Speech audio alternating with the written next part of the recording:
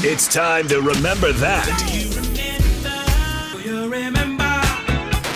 With Kyle Sandell. Presented by Matt Larson, Farm Bureau Agent, located downtown Midland. All right, it's the All-Star break. No Tigers baseball till Friday this week. And it seems like the perfect time to revisit the conversation of what did the Tigers do at the trade deadline. About 2 weeks away from the July 31st deadline, the Tigers still the best team in the American League despite getting swept by Seattle. But that series obviously showed some flaws that this Tigers team still has, right? But it's not shocking. You know that every team has flaws. So where's the biggest flaw for the Tigers, and what do they need to patch up the most to continue to be the best team in the American League going forward and try to win the American League and get to the World Series come September and October? Now, an obvious one, bullpen, right? 23 runs given up in 3 games against Seattle. And it's just what every contending team does at every trade deadline. The bad teams are always willing to dump off some of their higher leverage arms. So expect the Tigers to get one of those. For the longest time, it seemed like a right-handed bat with some pop, maybe on the left side of the infield, was needed in this Tigers team. They have the power, though. After thinking about it more and more, I think starting pitching is the group that I want Scott Harris to attack the most, assuming he does go get a bullpen guy. If you can solidify up this rotation, have 4, potentially 5 strong starters going into the postseason, that's going to be a really tough task for any team to beat them in a 7-game series. Remember that. Presented by Matt Larson, Farm Bureau Agent, located downtown Midland.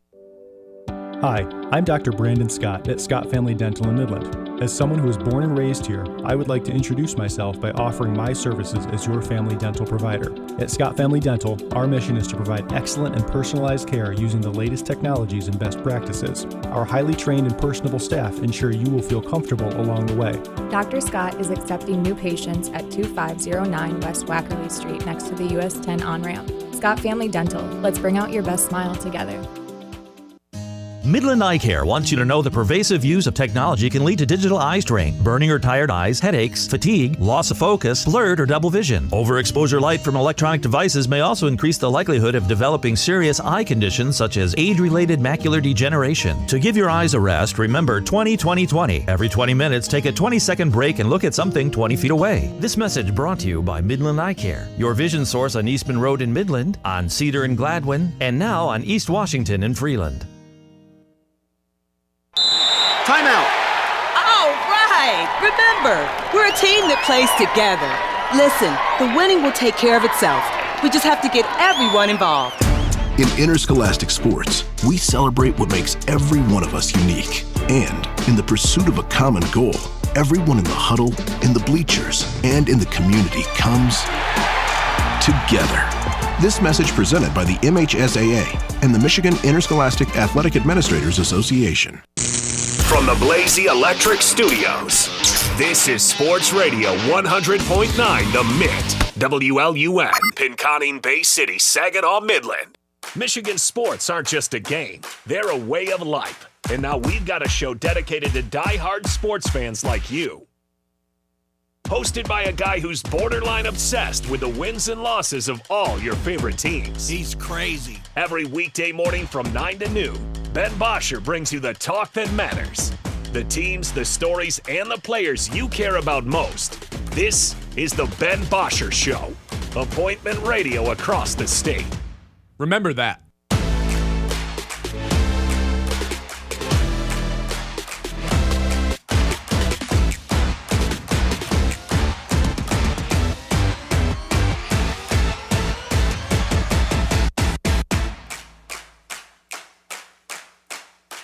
Hello, and welcome into the Ben Bosscher Show, live on a Tuesday here in the Great Lakes Bay region.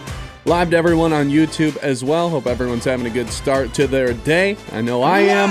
Fresh off playing 18 more to go later today. Little work invitational, the Loons Cup.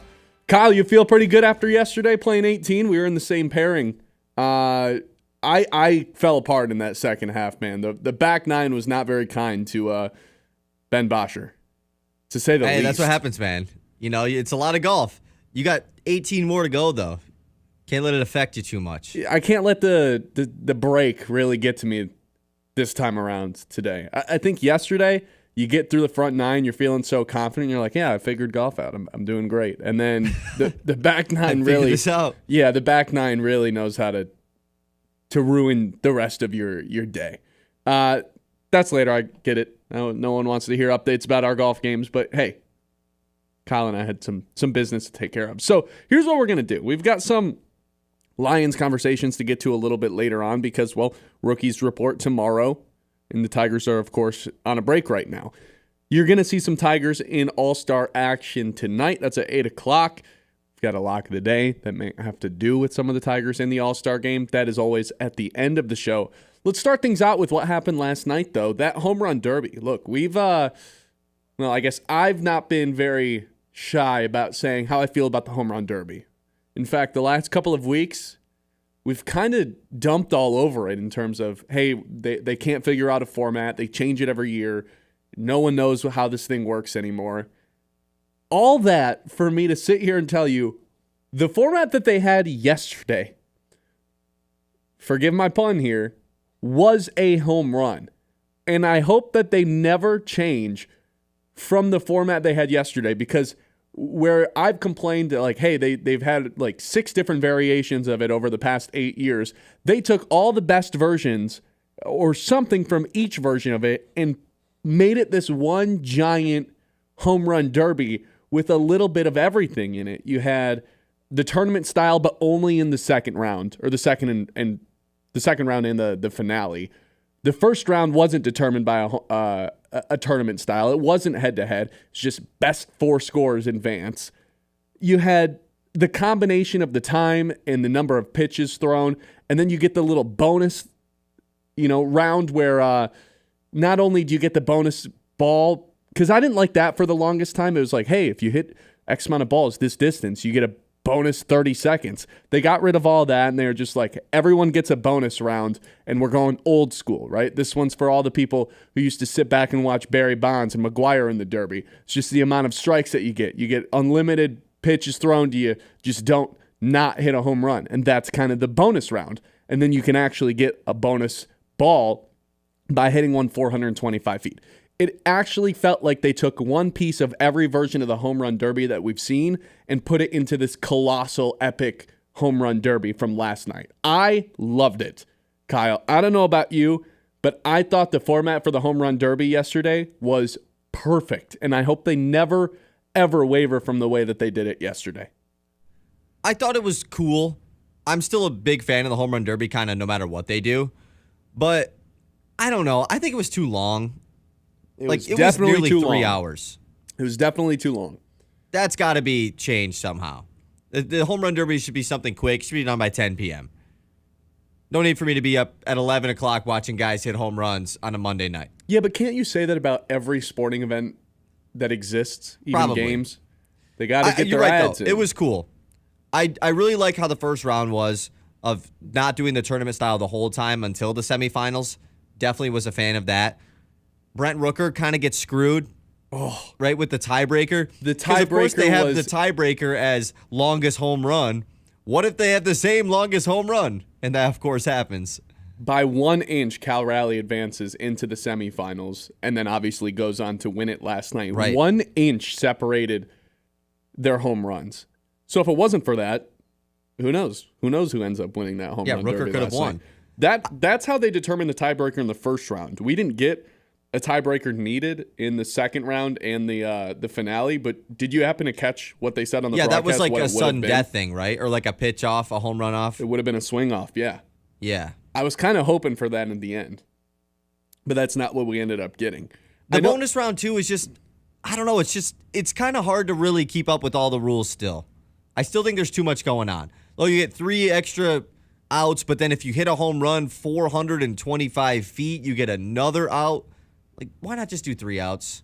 3 outs with a bonus or 3 outs just straight up? The 3 outs is the bonus. That is the whole, and then you get a bonus on the bonus. No, I think there's still too much going on. But the bonus round was just a given. You didn't have to earn the bonus round, right? It was just an extra round.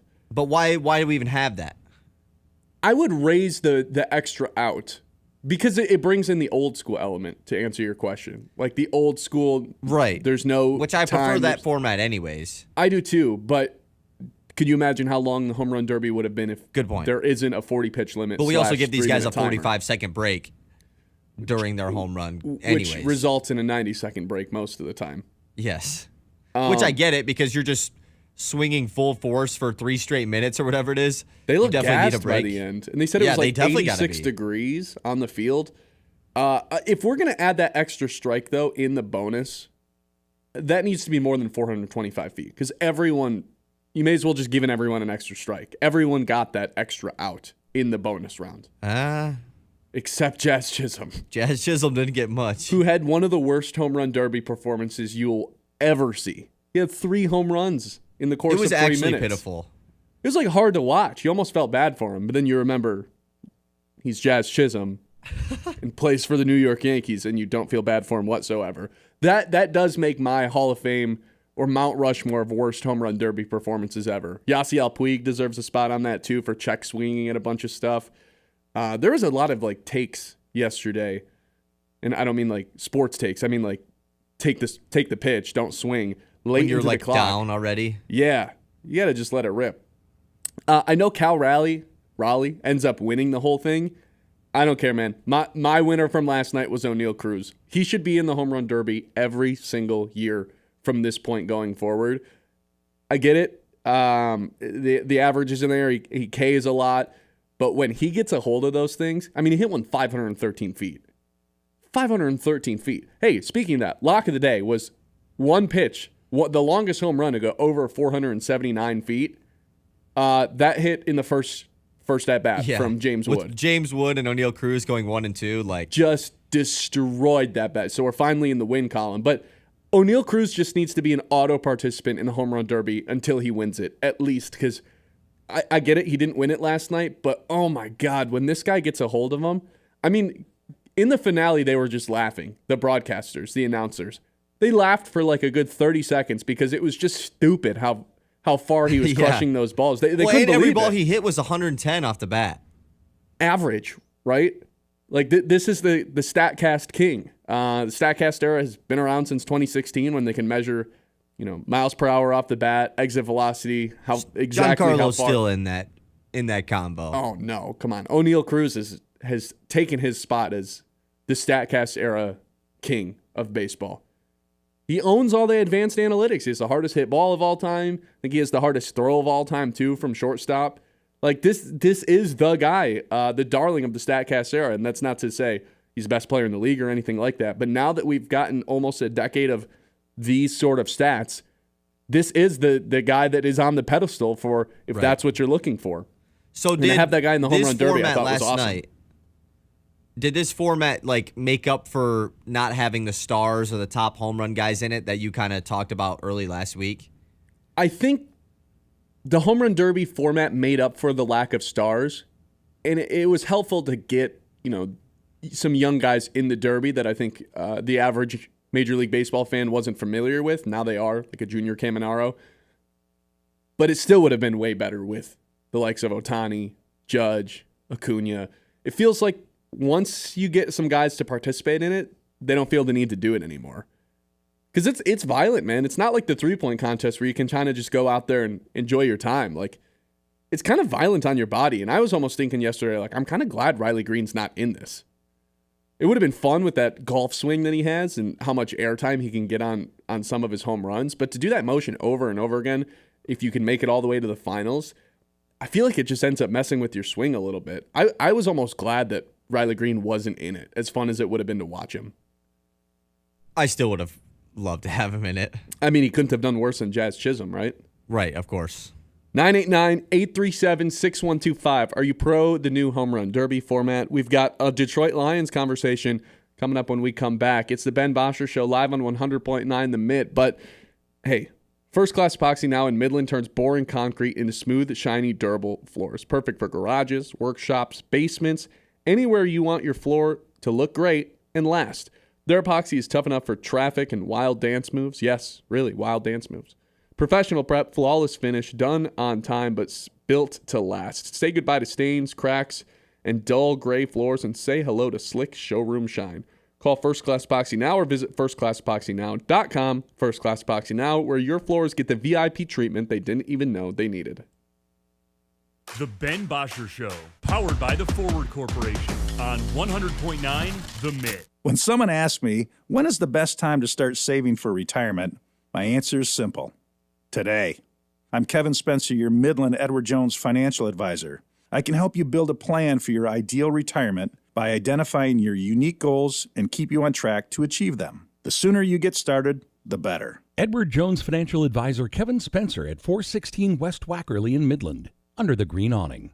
Edward Jones, making sense of investing. Member SIPC. All fans on deck. It's Pontooners Weekend with the Great Lakes Loons. July 24th through 27th, presented by Sugar Springs Marine.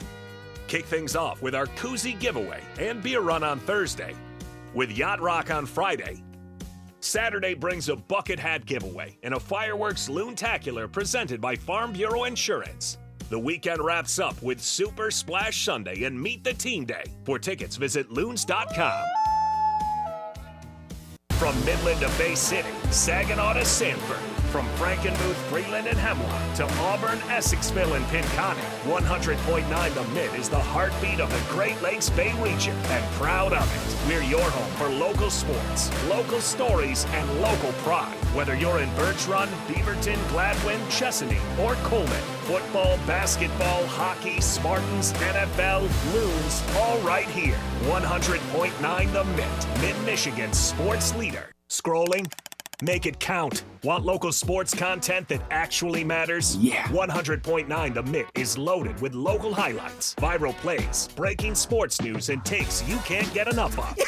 It's hot! Follow us on Facebook, Instagram, TikTok, and YouTube today, and you'll never be out of the loop on the Lions, Tigers, Pistons, Red Wings, Michigan State, and even the biggest stories in high school sports in the Great Lakes Bay region. 100.9 The Mitt, Mid-Michigan's sports leader. We are the NFHS. That stands for the National Federation of State High School Associations. But really, what we stand for, together with the MHSAA, are the 292,000 high school sports students in Michigan. And so we stand. We stand for the runners, soccer and basketball players. We stand for their coaches, administrators, and officials.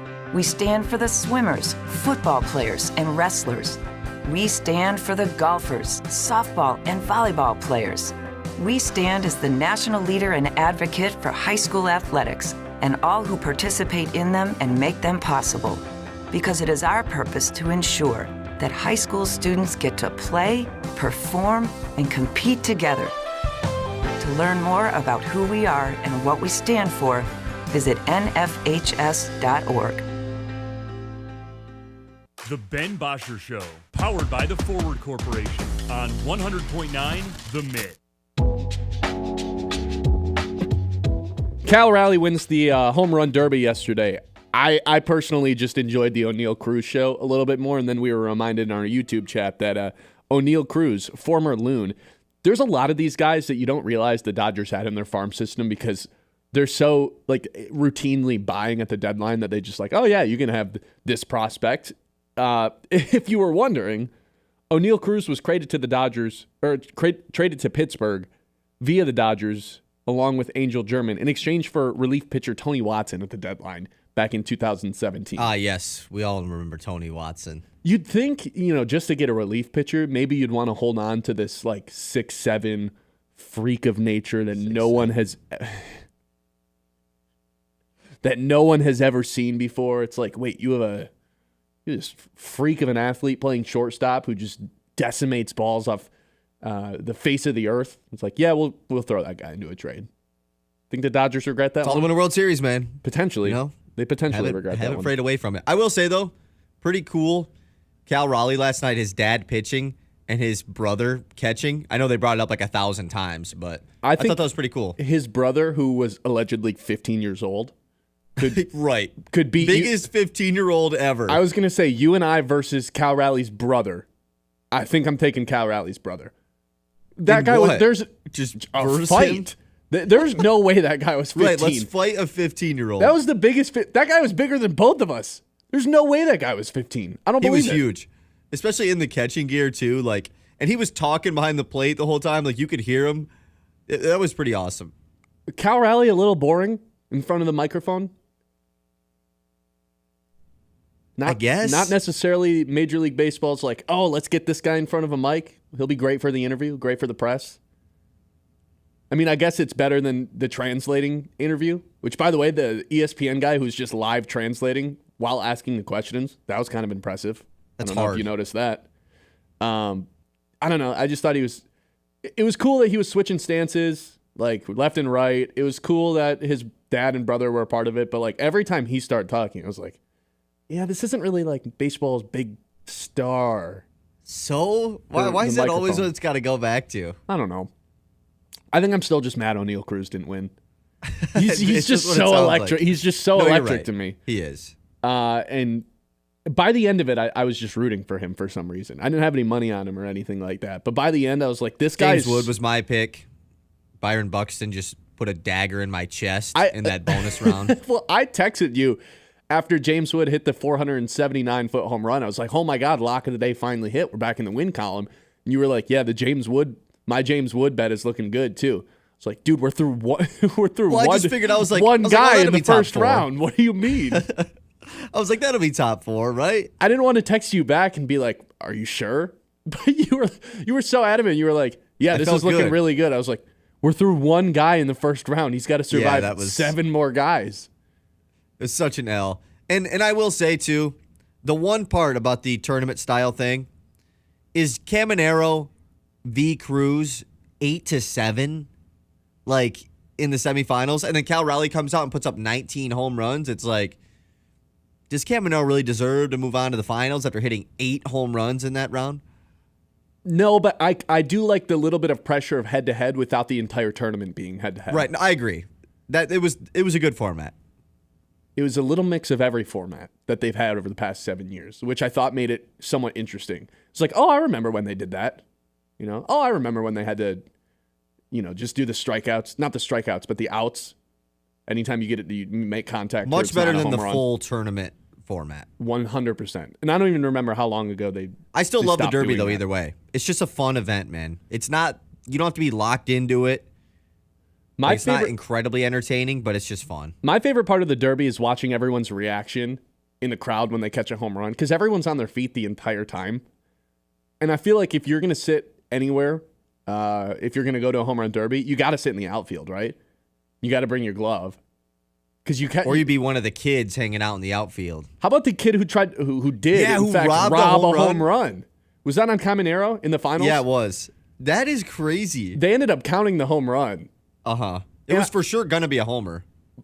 I was thinking about it, though. If I was one of those kids out there, I feel like if you've got the opportunity to rob a Major League Baseball player of a home run, like as much do you think he's banned from doing that? Maybe. It doesn't really feel like something that you get to do more than once anyway. But the announcers made a point of it. Like, that's not what you're here for. It's like, I don't know if I would have been able to just let it go. If you've got a chance to jump the wall and snag a home run on a Major League Baseball field, I feel like you have to do it, no? They counted it anyway, so all fun and games. It worked out. I don't know if you saw this, but yesterday when we were on the golf course, Garrett Wilson became one of the highest paid receivers in the NFL. Why do I bring that up? Well, now that Garrett Wilson is, let me make sure I have this right, the 5th highest paid receiver in the NFL, that would mean Amon-Ra St. Brown is the 7th highest paid receiver in the NFL. And again, you might be asking yourself, why are you bringing this up? Well, 1 year ago, a little more than 1 year ago, last April, Amon-Ra St. Brown was the highest paid wideout in the NFL. Lions were like, hey, we're going to get this done early. We know you're not necessarily the best receiver in the NFL, but we're going to pay you like you are because we think you deserve it, and we know the market will reset itself, and sure enough, it has. Garrett Wilson now making more than Amon-Ra St. Brown after his extension yesterday. A.J. Brown making more. The craziest one of all is DK Metcalf making more, $33 million a year. CeeDee Lamb, Justin Jefferson, and then Jamar Chase, the highest paid receiver in the NFL at $40 million a year. St. Brown, by the way, the only guy that I just mentioned that can say he's been back-to-back first-team All-Pros the last 2 seasons. The reason the Lions were able to get that contract extension done early, or the reason why they did do it early, is because they knew the market would reset itself. And it just is another reminder that the earlier you get the contract done, the more money it saves you in the long run. The Lions didn't have to give St. Brown an extension last year. They could have waited, but guess what? If they would have waited for this offseason, all of a sudden you have to pay Amon-Ra St. Brown way more money because obviously he's going to demand more than DK Metcalf because he's just a better receiver than them. I bring this all up to remind you of the fact that there is this looming cloud over the Lions training camp, and that would be paying Aiden Hutchinson. Aiden Hutchinson is due for this contract extension. They don't have to give it to him this year. They could wait next offseason. But again, that is going to cost the Lions a lot of money if they decide to wait. You could make him the highest paid edge in the NFL right now, and I would be celebrating. Would there be some people with some skepticism because, hey, he's coming back from this leg injury? Yes, and I totally understand that, but you're just delaying the inevitable at the end of the day. All right, even if there is some setbacks with this leg injury, you're going to pay Aiden. It's not like there's any circumstance, any scenario that plays out where Aiden Hutchinson isn't going to get a contract extension from the Lions. So you may as well pay him right now and make him the highest paid edge in the league. If not, if you can get away with making him second behind Myles Garrett, works with me even better. Because right now, Myles Garrett's $40 million a year. That's the highest. You've got Max Crosby and Danielle Hunter both making $35 million a season. All of those contract extensions have come this offseason already. Now, if you were smart and you really wanted to do what you did with Amon-Ra St. Brown, you could have made Hutchinson the highest paid edge in the league back in February or March and given him the $36 million a year. And then all of a sudden, he's already locked in and is the second highest paid edge in the league. And then Micah Parsons has to top that. The Cowboys, I guess, have to top that with Micah Parsons. The Steelers have to top it with TJ Watt. Again, we've talked about this before. The Lions, Steelers, and Cowboys are in a three-man race to see who can pay their edge rusher first.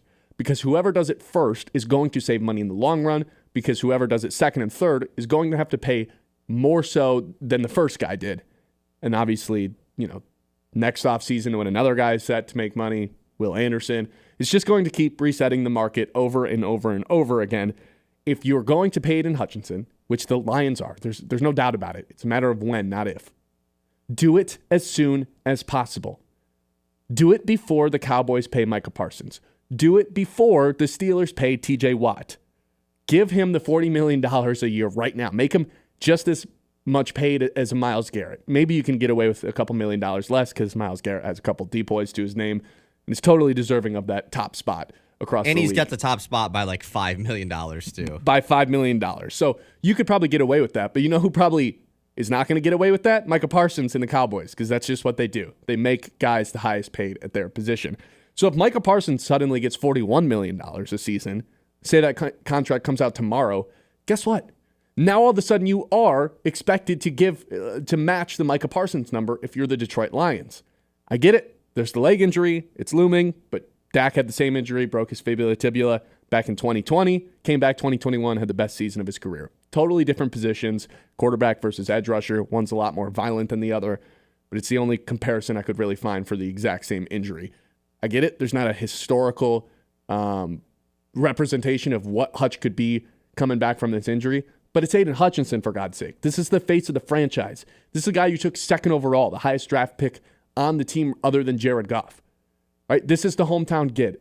This is the guy that I believe represents the Lions and this Dan Campbell culture more than anybody else on the team. No disrespect to Sewell or Goff or St. Brown, but this is the ideal Detroit Lion at heart when you're talking about the gritty culture, mindset, all that stuff. It's Aiden Hutchinson. He represents all of it, and he's from here. Pay him now. Pay him now, because this Garrett Wilson contract extension, Amon-Ra St. Brown being the 8th highest paid receiver in the league, is just another example of why it makes sense to get ahead of the curve and pay your guys early. I want Hutchinson to get a contract extension before he reports to camp on Saturday. It's got to happen this week. I agree. Well, is that what I'm saying? That's what you're saying. Oh, I mean, I'm not going to sit here and say, like, I'm going to be upset if they don't do it, but yeah, I would like them to get it done before camp starts. Right. I would not like Hutchinson at camp without it. And this kind of is a time when you see these contract extensions happen.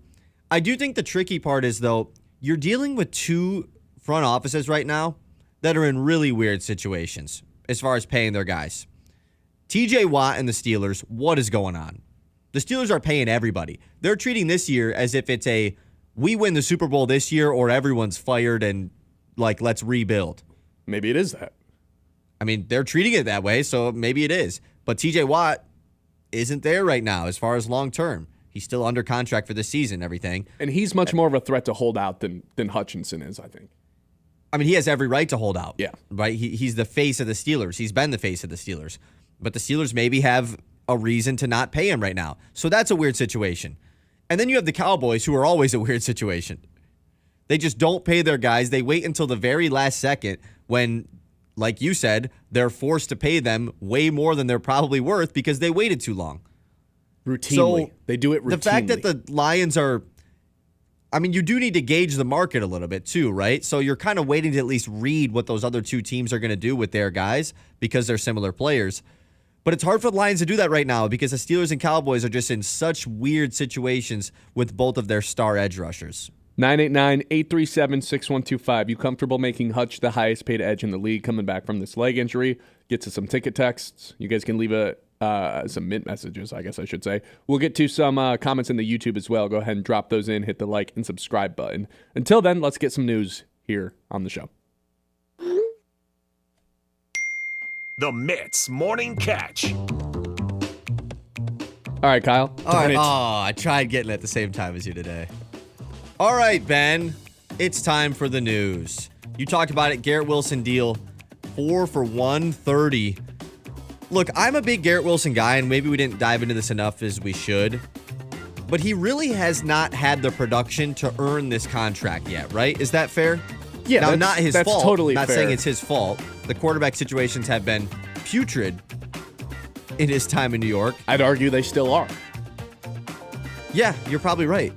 But how do you feel about this contract, though, in general? Like, they're forced to pay it to him, but he's not worth that based off of what he's done in the league. No, but I do think he's one of the more talented receivers in the NFL. If we're talking production versus talent, which is a really tricky area. That's what the Terry McLaurin thing was for so long, right? He was always the really talented receiver without the production because of the quarterback. And then he gets the quarterback, and you see it. Yeah, but I kind of think Garrett Wilson's just a more talented all-around prospect and receiver than I think so too. Than Terry McLaurin ever was. Yeah, like you can put together some Garrett Wilson tape and convince someone he's one of the 5 best receivers in the NFL on any given day. He is a little Devontae Adams. He had that catch last year that was the one-handed in the end zone. Same foot, 2-tap, yeah. Yeah, but I don't think you're going to see a jump in his numbers at all. That's the funny thing until the Jets find themselves a real quarterback. Now, I don't love Justin Fields, but there is some chemistry there because they both played together at Ohio State. So maybe they can feed off each other well. I don't know. It's definitely the right move, though, if you're the Jets. Maybe a tad overpaid. They're still going to have to pay Sauce Gardner, too. That whole draft class they had, Sauce Gardner, Jermaine Johnson, Garrett Wilson, loaded draft class for the Jets. I think, was Elijah Vera Tucker that, too? I don't think he was. No, but I think he was somebody else was. Yeah, anyway. Yeah, definitely loaded draft, though, for him. Let's talk about some more wide receiver stuff. Rookie side of things, though. Chargers rookie wide receiver Trey Harris is the first rookie to be holding out at training camp. Not that big of a deal, though, for the Chargers because he's one of 30 second-round picks that are unsigned right now. Lions Tate Ratledge being another one of them. A lot of these second-round guys don't have guaranteed deals right now. So rookies reporting to camp this week. That's why Trey Harris is in the news because the Chargers are the first team to report. So we'll see if we see anything like this with the Lions coming, with them reporting to camp this week as well, the rookies. I didn't realize 30 of the picks are unsigned. I don't know what's going on with the second-round guys in general, if just their draft slot value is lower than it should be. Well, in the first round, wherever you're drafted, there's kind of a set guaranteed amount of money. In the second round, it's pretty up in the air what your guaranteed money is. So I don't know. Maybe this is an NFLPA thing where they got to figure something out to get, because there's no reason rookies should be holding out. You know what I mean? Like that's just, and not 30 of them. Yeah, clearly there's something wrong in the big picture structure of how these contracts are set up. And I doubt they all hold out for long. This is probably just a waiting until the last second kind of thing. Right. Yeah. First one in the news is definitely the Chargers because they're all there. But guess who's going to be the second one in the news? Tate Ratledge, because again, he'll be there Wednesday, allegedly. Indeed. Hopefully he doesn't hold out though, but we'll see. More wide receiver news. Why not? Jordan Addison potentially facing a 3-game suspension. Looks like he's finally going to trial for that speeding incident that he had, 2 years ago now? 2 off seasons ago? 2023. It was more than just a speeding incident. He was under the influence speeding. Yeah. He should be suspended for this, man. It's crazy that the NFL just kind of kicks the can down the road. On a lot of these things. You basically forget about it. Rashee Rice, you forget about that whole incident. Oh, is he going to face a suspension? He didn't last year. I don't think so. He didn't, and then he got hurt last year, so it's like odds Judkins plays week 1, even after the news from this weekend that he assaulted a female. Probably high, man, because all this stuff just gets kicked down the road. Like you said, it might be something that he faces in the second half of the year, maybe next year. This stuff always seems to loom on forever. Yep. That is tough news for JJ, though, for JJ McCarthy. You want your rookie quarterback to have his second option. I guess Hawkinson stock. He's not for sure facing a 3-game yet. It just seems like he likely will be if this goes the way it's pointing towards. Buy Hawkinson stock for the first 3 weeks of fantasy and then trade him? Maybe buy a little Jalen Naylor stock. Ooh. A little Michigan and Michigan State connection over there. Ooh. I like that. I like the sound of that. Let's do some more wide receiver news. Because they're just, they took too much time off from not being the center of attention, right? We know how wide receivers are. More 49ers wide receivers, specifically drama. Jawan Jennings. He wants a new deal or trade me. Had the best year of his career last year. Needs a bag. Jawan Jennings is not good enough to be in trade me or give me a new contract conversations. No. What are we doing here? Look, he had a good year last year for sure. And he's probably going to have a solid year this year too with Brandon Ayuk, who, by the way, $30 million a year. Yeah, you think San Fran regrets that one? Yeah, they're probably not going to pay Jawan Jennings based off of that big deal. Demand a new contract or trade me. These Niners, man, they can't get their guys under control. It feels like the Niners are dealing with more contract disputes than anyone on a year-to-year basis. Yes, they really are. They just figured out the Purdy stuff too, and the Bosa stuff took forever. Okay, let's talk about some baseball stuff now. Tarek Skubal, he's starting the All-Star game tonight. And as well for Detroit, Gleyber Torres hitting leadoff, Riley Green in the 2 spot as well. So it is going to be Tigers everywhere in the first inning. Javi Baez in the 8 hole, which is fair, right? That's where he's at on the Tigers team in general. So 8 or 9 hole, playing out in center field for the first time in a while. Center field, Javi Baez, man. Never die, a living legend. Skubal versus Skeens, who has a better first inning? I'm going to say Skeens because look who Tarek Skubal's going to have to deal with, man. Shohei leading off. Do I need to say anything else? I think whoa, look who Paul Skeens is going to have to deal with. Okay, Gleyber Torres and Riley Green. Don't do that to me. Don't make me seem like the bad guy here. I love right. Gleyber and Riley, but is it? I'm pretty sure it's Shohei It's Ohtani, Acuna, Ketel Marte. Freddie Freeman in the cleanup spot. That's tough, man. I'm going to say Skeens. But, you have Judge Cal Raleigh 3-4 for the American League, too, so it's tough. That's why it's the All-Star game, man. A lot of good hitters. All right, a couple more things. Teddy Bridgewater is in the news. He's been suspended from his Miami Northwestern high school coaching job that he was at last year, won a state championship. This is for allegedly providing impermissible benefits to his players. Some of these include Uber rides, meals, recovery services for his players, and painting the lines at the football field. These are all suspension worthy. Painting? Apparently. What does that mean? Painting the lines on the football field? Like on the field, like the sidelines. I know, but why is that? Why do you get in trouble for that? Great question, man. NIL's hitting college or hitting high school now. I don't know. At first I read this, I was like, oh God, what'd he do? What sort of embezzlement thing was going on? It seems pretty dumb. It seems like he's just trying to give his players. He's using money out of his own pocket to help his players. He probably didn't pay for stuff that they don't need to pay for. He probably didn't even know that this wasn't allowed. I didn't even know this wasn't allowed. But he was just doing it out of the generosity of his heart. It's just definitely kind of wild. 2 more things. The Rays are finally being sold. Their owner, Stu Sternberg, to sell the Tampa Bay Rays for $1.7 billion. This is big news for people in the Tampa area. The Rays have obviously been, one of the lowest salary teams every year in MLB. Worst stadium sucks. Yeah, worst it's in a really attendance. bad spot. Really bad fans. Okay, not really bad fans, but they don't have fans. Wise. They don't have fans. Right. Nobody lives in St. Pete's that's from St. Pete's. There's no St. Pete's natives. Well, they're keeping the team in Tampa, not moving to St. Pete's, which was something that apparently they already the people are didn't in want St. to happen. Pete's. They're not in Tampa. They want to be in Tampa and not St. Pete's, is what I read. And they're not moving. They're staying in Tropicana, the worst stadium. Well, I don't know.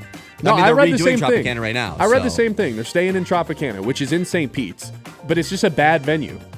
There's more away fans there every day than there is Rays fans. And the dome is so ugly. It's bad. All right, we got the British Open starting this week as well on Thursday, the final major of the 2025 PGA Tour. Lovely. Scotty Scheffler, your favorite. There we go. 989-837-6125. It's the Ben Bosscher Show live on 100.9 The Mitt. The Ben Bosscher Show, powered by the Forward Corporation on 100.9 The Mitt. The Great Lakes Loons are coming off 9 consecutive games at home, a homestand against the Whitecaps and the Lugnuts. Took 2 of 3 from West Michigan 2 weeks ago. Lansing took 4 of 6 from the Loons this past week, but still some great offensive performances, including Cameron Decker, who had 5 hits on the week, including 2 homers, 1 on Tuesday and 1 on Sunday. The lone Loons run on Sunday afternoon. 35-19. Oh, as Decker swings, puts it in the air to deep left. Does he have another this week? Oh, yeah. Decker, dinger in the 9th.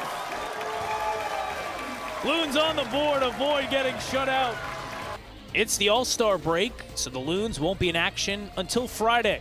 They're out in Dayton, Ohio to take on the Dragons. First pitch, 7:05 on the Mitt. It is the Scholar Athlete of the Month, proudly presented by Fisher Companies here on Sports Radio 100.9 The Mitt. This month's recipient is Logan Snyder from Bullet Creek High School. With a 3.94 GPA, Logan's a member of the varsity golf team, revitalizing a program that was dormant when he was a freshman 4 years ago. Logan great at golf and in the classroom, and also volunteers, including at the Midland Miracle Field. I love working with those kids, and it's always so much fun to see them getting to play the game we all get to love to play. Just getting to see them going up to bat, hitting the ball, no matter how far it goes, and they're just super excited. It just warms my heart every time. Logan will be attending Ferris State in the fall and plans to study in their PGA Golf Management program. To hear the full interview and nominate a local athlete for our scholarship program, visit 1009themitt.com. Now, wait a second, Sharon. So the Midland Area Community Foundation runs the Midland Area Santa House? You bet we do. And Midland Area River Days? Absolutely. Plus scholarships for students and grants for local nonprofits? That's like hitting the cycle and impacting our community. Anyone can step up to the plate and help build community capital for as little as $5. $5? That's the cost of a snack at the ballpark. How do I get in the game? Just visit MidlandFoundation.org and make a gift to our community investment fund. Every dollar makes a difference. Join the team. Give today at MidlandFoundation.org. At First Class Epoxy Floor and Counter, floors don't just get coated, they get a makeover. Epoxy's so tough, it shrugs off spills, stains, and even your wildest dance moves. Garages, workshops, anywhere you want a floor that's smooth, shiny, and just a little bit sassy, they handle it all with style. No more boring floors. Get ready to impress everyone who walks through the door. Slide into durability and flair. First Class Epoxy Floor and Counter, where your floors get the VIP treatment they didn't know they needed. Hey parents, got a young athlete at home? Sign them up for the Greater Midland Try Kids Try Youth Triathlon, Saturday, July 19th at Plymouth Park in Midland. Kids ages 6 to 15 will swim, bike, and run their way through the finish line in a fun, supportive environment. And don't miss the mini TKT for ages 3 to 5 happening Friday, July 18th. Register now at greatermidland.org/races. That's greatermidland.org/races. When it comes to a gun suicide attempt, all it takes is a moment. Heather and I had an argument just like any other couple. I was lost. I had snapped. I had a gun and I was going to take my own life. Heather helped me realize that there was still a life to live for the better of myself, my family. My weapon is now safely put away. A moment of crisis can happen to anyone. Store your guns, locked, unloaded, and away from ammo. Hear more safe stories at endfamilyfire.org. Brought to you by Brady and the Ad Council. The Ben Bosscher Show, powered by the Forward Corporation on 100.9 The Mitt.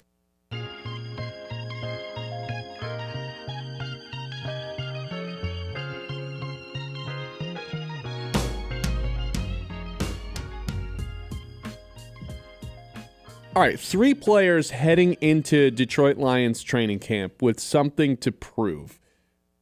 Training camp begins on, Wednesday for the rookies. Everyone else reports on Saturday. I'm sure we'll get some, with the Detroit Lions, I'm sure a lot of guys will be there prior to Saturday. But anyway, here you go. 3 players with something to prove heading into training camp. Number 1, Jameson Williams. Oh, why is Jameson Williams back in the news? Well, let's just get this straight. I don't think he has much to prove on the field. I think we're well aware of how talented Jameson Williams can be. But 2022 didn't have training camp because of the ACL injury. 2023 tweaked his hamstring preseason, so didn't really get a training camp there as well.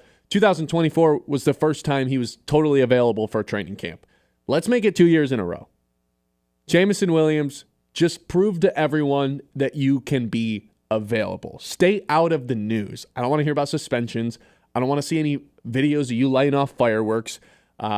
I need you to stay healthy for one of the first times during training camp. I don't need reports that you've been pulled over and had a gun in the car for any sort of reason. I don't need Jameson Williams in my news feed at all during training camp. So just stay level-headed. What about the news feed of Jameson Williams is crushing training camp? I love that stuff. But I need all my Jameson Williams news to be on-field related. Just stay out of the news. That's all I'm asking for, Jameson Williams. That's what you have to prove. Number 2, Tyleik Williams. Here are the Lions' first-round picks since Brad Holmes has taken over. Penei Sewell, Aiden Hutchinson, Jameson Williams, Jahmyr Gibbs, Jack Campbell, and Terrion Arnold. I'd say every single one of those has been a hit. You can make the argument maybe Terrion Arnold hasn't been, but he's only been through one season so far, so you can't call him a bust. Those are some pretty lofty expectations to live up to when you look at the other first-round picks that Brad Holmes has brought in over his tenure as the Detroit Lions GM. They draft Tyleik Williams with the idea, you're going to fill the void on day one. You're going to fill the Aleem McNeil void on day one, upon arrival. That is the hope. That is the dream. That is the expectation. But that is yet to be determined what is going to happen, right? We've still got Levi Wunzurike knocking on the door for the interior spots. Still got Josh Pascal there too. They brought in Roy Lopez, who's more of a nose tackle, but they have options, I guess is what I'm trying to say. Tyleik Williams needs to prove to everyone that he is worthy of stepping in day one and filling the void of Aleem McNeil. You don't have to be as good as Aleem McNeil. You don't have to play as much as Aleem McNeil did, because it felt like for being a D tackle, Aleem McNeil rarely left the field. I'm not saying you got to be playing at a Pro Bowl level, but you have to prove to the Lions that you are worthy of being taken 28 because you can at least fill some of the void on day one. And then the third one would be Giovanni Manu for me. This is the guy that last year in the draft, they gave up a 2025 third-round pick to jump in back to the fourth round and take Giovanni Manu, a guy who was on basically no one's big board. You move a third-round pick to take a guy in the fourth round, this guy better be a hit. Well, last year he played 0 snaps. 0 snaps, was barely even active on game days. The Lions say, we don't draft on measurables. We draft based on character. Well, Giovanni Manu, 6'8", 350 pounds. You did draft this guy based on traits. We don't draft on measurables? Yes, you did. This guy was one of the most raw athletes in the draft last season. You took him with the idea, look what we can make him become. Look what we can mold him into. Prove to us that this wasn't a mistake. Because if you don't jump Dan Skipper on the depth chart and you are all of a sudden offensive tackle 4, that easily becomes Brad Holmes' worst draft pick. You moved on from a third to take him in the fourth for him to be your fourth offensive tackle. Makes no sense. So he's got to prove that he is worthy of a roster spot and worthy of that fourth-round pick that they took him in. There you go. Tyleik Williams, Giovanni Manu, Jameson Williams, the players with the most to prove heading into training camp. 989-837-6125. What changes would you make to college football? That's next here on the Ben Bosscher Show. I'll tell you what, after the Ben Bosscher Show today, I'm playing some golf. And after I play some golf, I'm heading to the Midland Community Center. The Greater Midland Community Center is your hub for wellness and fun, right in the heart of Midland. From fitness classes to open gym swimming, youth sports, and family activities, there's something for everyone. Affordable memberships, expert staff, and a welcoming space for all ages and abilities. Hosting an event? Ask for their rental spaces and full-service event support. Stay active, stay connected, all under one roof at Greater Midland Community Center. Learn more or sign up today at greatermidland.org. You know, I used to be there every day, 11 o'clock. Monday, Wednesday, Friday, we'd have some runs. Obviously can't do that anymore with the show. Now 6 weeks in, right? This is the 6th week of the show, pretty sure. I think 7. Kind of itching to get back into the hoops runs, you know? Might have to make a return at some point. All right, we'll be right back. College football changes coming up. It's the Ben Bosscher Show on 100.9 The Mitt. The Ben Bosscher Show, powered by the Forward Corporation on 100.9 The Mitt. I'm Sarah Stockford, host of 100.9 The Mitt Success Suite, a podcast highlighting the most inspiring female leaders across the Great Lakes Bay region. This month, we spoke with Allie Huntoon, the director and founder of Allied HR Solutions and Allied Group Fitness. Lean on people I trust to help me get through things too. If I know that I'm overwhelmed or I need support with something, you know, I usually try to reach out. Sometimes I'm still trying to do things all myself, and that's a learning curve too. Delegation is your friend. I'm learning that. Something I definitely do. So I think it's leaning on your team. I think it's putting things into perspective. You know, even though HR is very important, and we have things all the time that come up with terminations or discrimination or harassment. Listen to the full interview with Allie on YouTube on 100.9 The Mitt. Subscribe and hit the notification button to be alerted when new episodes drop. That's Success Suite with Sarah Stockford. Detours driving you bonkers? Ideal Party Store's got your back with the Detour discount. While the Lafayette Bridge is closed, enjoy 10% off select craft beer 6-packs and 10% off 4 bottles of select wine, 750 milliliters or more, with 2 great locations, 908 North Johnson on the east side and 401 Salzburg on the west side. Ideal Party Store makes every detour worth it. Serving Bay City since 1934, we're here to make you the life of the party. The Michigan Baseball Foundation is more than just baseball. It's a driver of economic growth and community. Operating one of the nation's top minor league stadiums, MBF supports job creation and regional development. Through creative partnerships and charitable giving, MBF has helped bring projects like Dow Diamond, the East End Development, Fairfield Inn and Suites, the Plaza, and the Dow Bay Area Family YMCA to life, generating over $23 million annually in economic impact. Every Great Lakes Loons ticket supports these efforts. Learn more at MichiganBaseballFoundation.org. All fans on deck. It's Pontooners Weekend with the Great Lakes Loons. July 24th through 27th, presented by Sugar Springs Marine.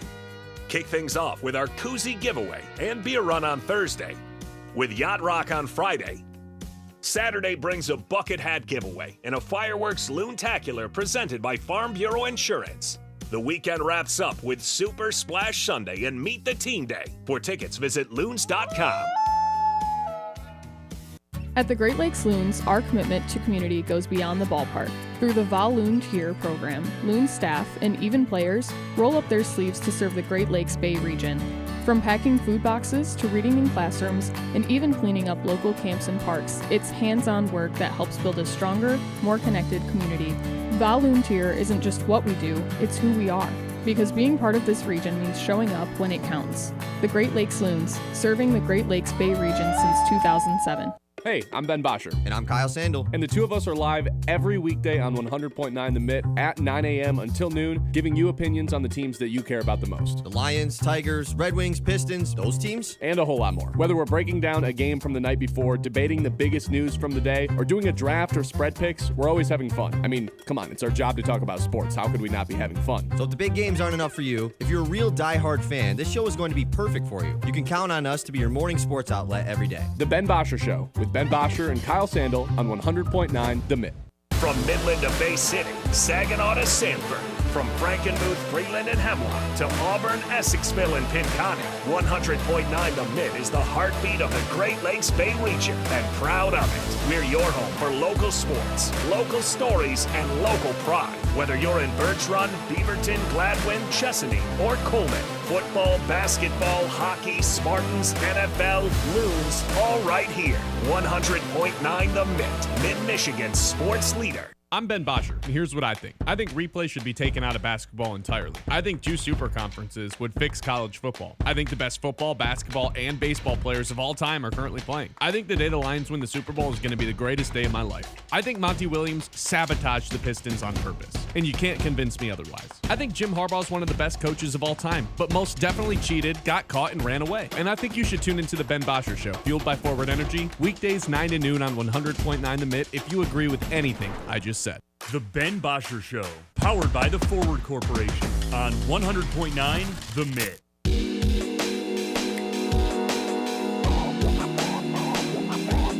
I want to know what changes everyone would make to college football, because I certainly have a few. And this conversation is inspired by Greg Sankey, the commissioner of the SEC, saying a handful of things the last couple of days. First of all, saying no one would trade schedules right now with SEC teams because their strength of schedule is so tough, even though there's so much pushback from all the other conferences essentially asking them, hey, please play 9 conference games like the other 4 power schools do.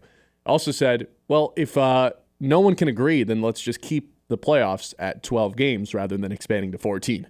That I'm totally on board with. So in terms of changes I would make to college football, let's go realistic, unrealistic. Or at least unrealistic in the immediate future, maybe realistic down the line. My first change would be SEC schools, you have to play 9 conference games. Everyone has to play the same amount of conference games. Hell, if it was up to me, I'd have some sort of system in play where based on last year's standings, and I get it, there's a lot of changes on a year-to-year basis, but I don't think schools should be handpicking their own schedule. I think it should be built on a system to try to have some sort of even strength of schedule. Again, it'd be based on last year's team. The rosters are totally different, but similar to the way that, hey, this is how You're just talking from a conference standings perspective, right? Yes. Like the conference schedule. Conference schedules should be built in a computer. Yes. I agree. The NFL, based on last year's standings, spits out perfect. A schedule to where, again, it's not going to always be fair, but if you finish in first, your schedule's going to be a little bit harder. If you finish in last in your division, your schedule theoretically is a little bit easier. It's not a perfect system, but no, you never hear anyone like, oh, the NFL schedule making is rigged. Maybe Giants fans say that this year because somehow they. And why doesn't every team just play 9 conference games, man? There's enough teams in the SEC. Because they're starting the schedule so hard that they have to play Citadel in the end of the year. Right. That would be one of my first changes. My unrealistic change, maybe not unrealistic, but unrealistic in the immediate future, would be I just want 2 super conferences. And then we can really get in charge. Then we can really man up computer schedule making that spits out something. Then there'd be no need for non-conference. Maybe a non-conference game against the other super conference a year, maybe 2 of those games. But then there's no need for rankings or opinions in college football. If you have 25 teams in 2 different conferences, just let the conference standings play out in the top 4 teams in each conference or the top 8 teams in each conference. Let them play out in a playoff format to crown a conference champion, and then the 2 super conference champions can play each other for a national championship. I know that's a lot, but I think you follow that, right? Yeah, I get what you're saying. That'd be my dream. And you've talked about this before, too, yeah. That's my dream for college football, to lean more into the professional side of things, right? No schedule making, right. Standings-based rather than opinion-based. What changes would you make to college football right now? First off, treat it like free agency, right? It is essentially free agency in the offseason. Everyone just signs a 1-year contract. Let's get actual contracts going. Now that players can actually make money off of the school and themselves, let's treat this actually how it is. We're all for players getting paid, but let's actually make this a real transactional free agency. And 2, I'm cool with the 8-team playoff. Can I jump in and ask something else? Would anyone sign more than a 1-year contract? I mean, yeah, I think so. If you're guaranteed 3 years of money as a college football player. True. You get injured or something. I cut you off. My bad. No, you're good. 2, 8-team playoff. I don't need the teams, there was 4 teams that didn't need to be in the playoff last year, right? Giving the smaller school a chance, I'm cool on that, man. The 4-team playoff was all about getting the 4 best teams and having the best semifinal and final game. So that's why I'm in favor of the 8-team playoff. 989-837-6125. What changes would you make to college football? We'll get to some of those messages coming up in the 10 o'clock hour. Along with and around the league, it's the Ben Bosscher Show live on 100.9 The Mitt. The Ben Bosscher Show, powered by the Forward Corporation on 100.9 The Mitt. I'm Sarah Stockford, host of 100.9 The Mitt Success Suite, a podcast highlighting the most inspiring female leaders across the Great Lakes Bay region. This month, we spoke with Allie Huntoon, the director and founder of Allied HR Solutions and Allied Group Fitness. Lean on people I trust to help me get through things too. If I know that I'm overwhelmed or I need support with something, I usually try to reach out. Sometimes I'm still trying to do things all myself, and that's a learning curve too. Delegation is your friend. I'm learning that. Something I definitely do. So I think it's leaning on your team. I think it's putting things into perspective.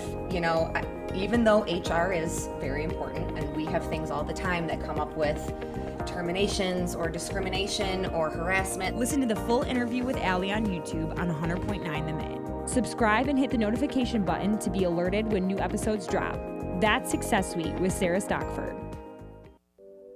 At Scott Family Dental, they don't just care for your teeth, they care for you. Dr. Brandon Scott, a Michigan State graduate and Midland native, specializes in preventative, cosmetic, and restorative care. But what truly sets him apart is his commitment to building personal connections with every patient. I value my patients as unique individuals and strive to make the best care decisions for you. I will always be honest and open regarding your care. That is my promise to you and anyone I treat. Scott Family Dental. Let's bring out your best smile together. Suit up, Sea Captain. At Dive and Glide in Midland, we've got all the gear you need to make a splash. Flippers that fit like a glove, masks that show you the underwater magic, and tanks ready to fuel your next adventure. Whether you're snorkeling the local lakes or dreaming of ocean depths, Dive and Glide has your back and your fins. Find us on Cambridge Street or swim over to diveandglideinc.com. Dive and Glide, making waves one splash at a time so you can dive deeper than ever before. All fans on deck. It's Pontooners Weekend with the Great Lakes Loons. July 24th through 27th, presented by Sugar Springs Marine.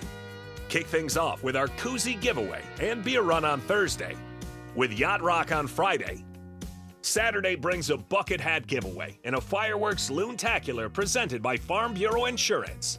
The weekend wraps up with Super Splash Sunday and Meet the Teen Day. For tickets, visit loons.com.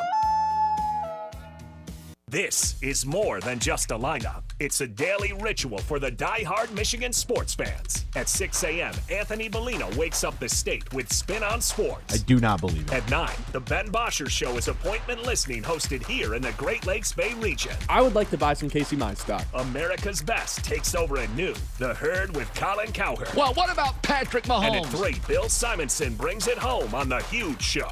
Sports Radio 100.9 The Mitt, for the most passionate fans in Michigan. From the Blazy Electric Studios, this is Sports Radio 100.9 The Mitt, WLUN, Pinconning Bay City, Saginaw, Midland. Welcome back into the Ben Bosscher Show live on 100.9 The Mitt. Look, Amon-Ra St. Brown, now the 7th highest paid receiver in the NFL after being the highest paid receiver a little over a year ago. Last April, he became the highest paid receiver. Remember draft week, they gave him and Sewell those big contract extensions. Jared Goff got one as well.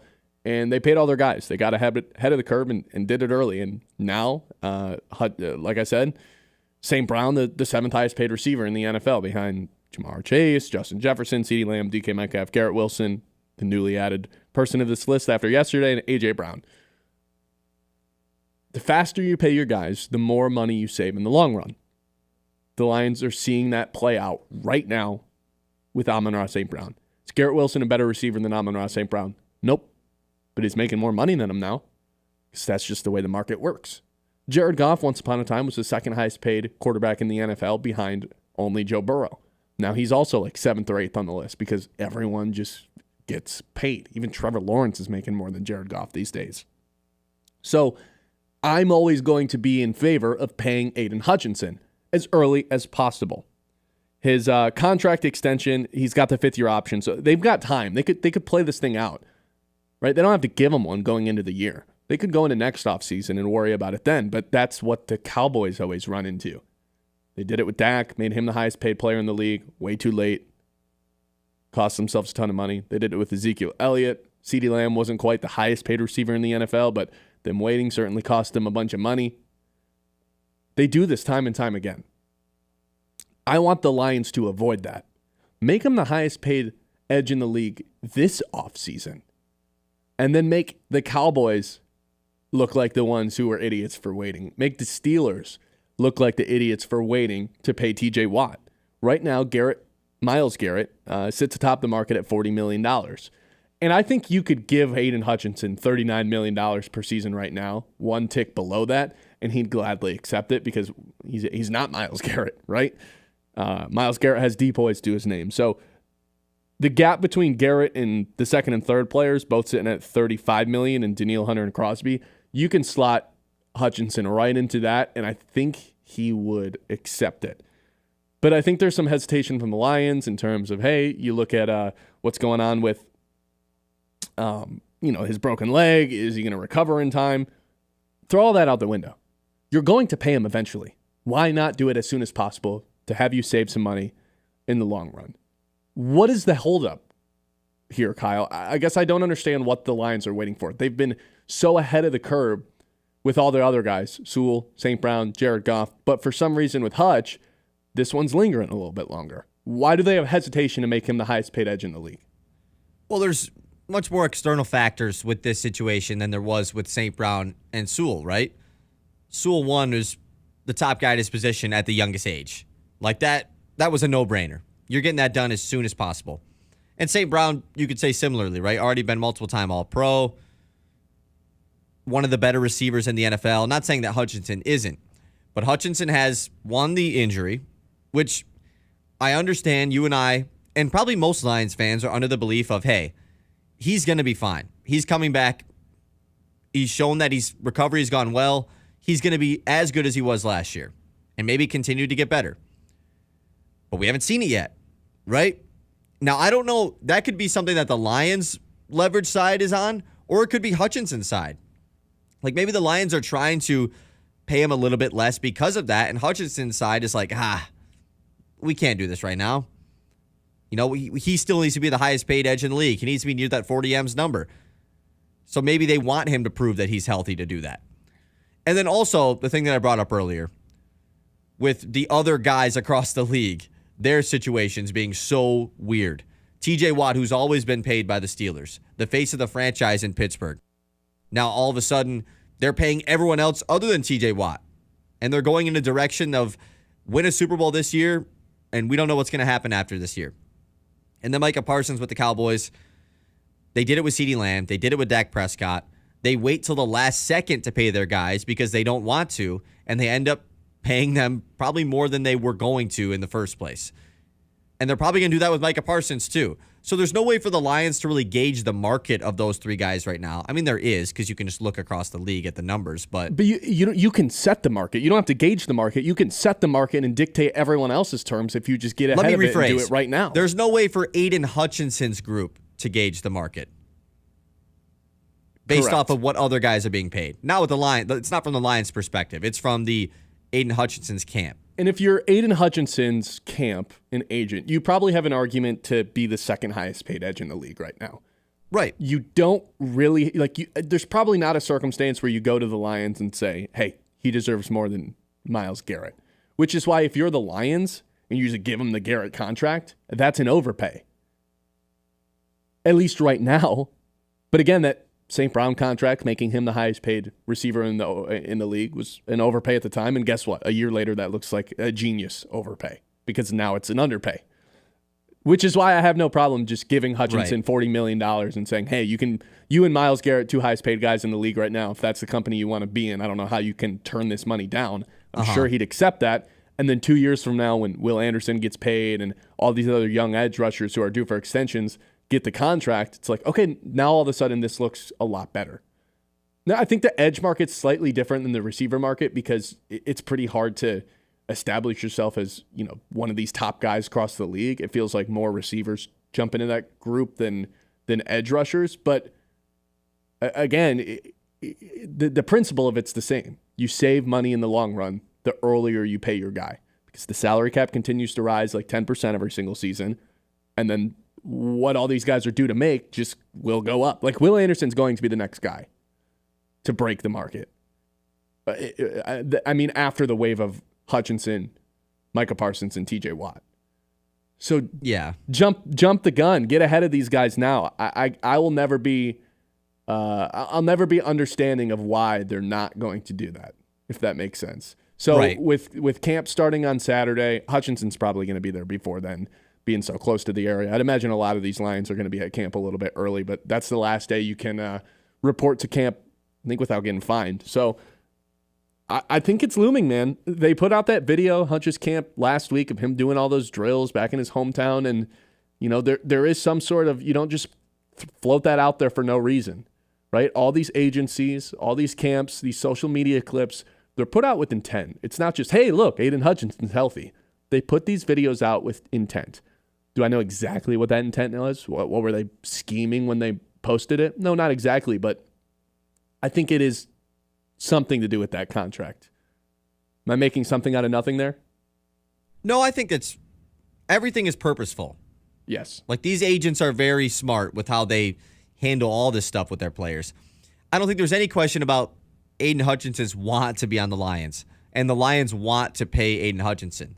Like it will happen, right? I don't think that's in question at all. It's just about when and kind of if you outsmart the other teams that still need to pay their guys. To be fair, there's really no need for Aiden Hutchinson to get this done ASAP, right? For his agent and their group, right? No, there's not. Because unless if you they're just want confident it in him done to be with. fully healthy, you probably would rather one of them other guys get paid first. Yeah, but there's also just a sense of financial security of like, if Hutchinson gets $40 million a year for the next 5 years put in front of his face, Right, I'd imagine yeah, he'd you're be not just gonna very say no. happy to sign that. There's Right. no intent for, like the longer it holds out, I guess the more it helps Hutchinson's camp, but at the same time, there is a threshold where it's like, no, I want to just sign this Let's and just be do it, happy yeah. and get this out of the way so I don't have to think about this doesn't anymore. seem like any sort of dispute. Like there hasn't been really news about it. It's basically just us throwing stuff out there. It doesn't seem like there's some feud going on between both sides about negotiation tactics.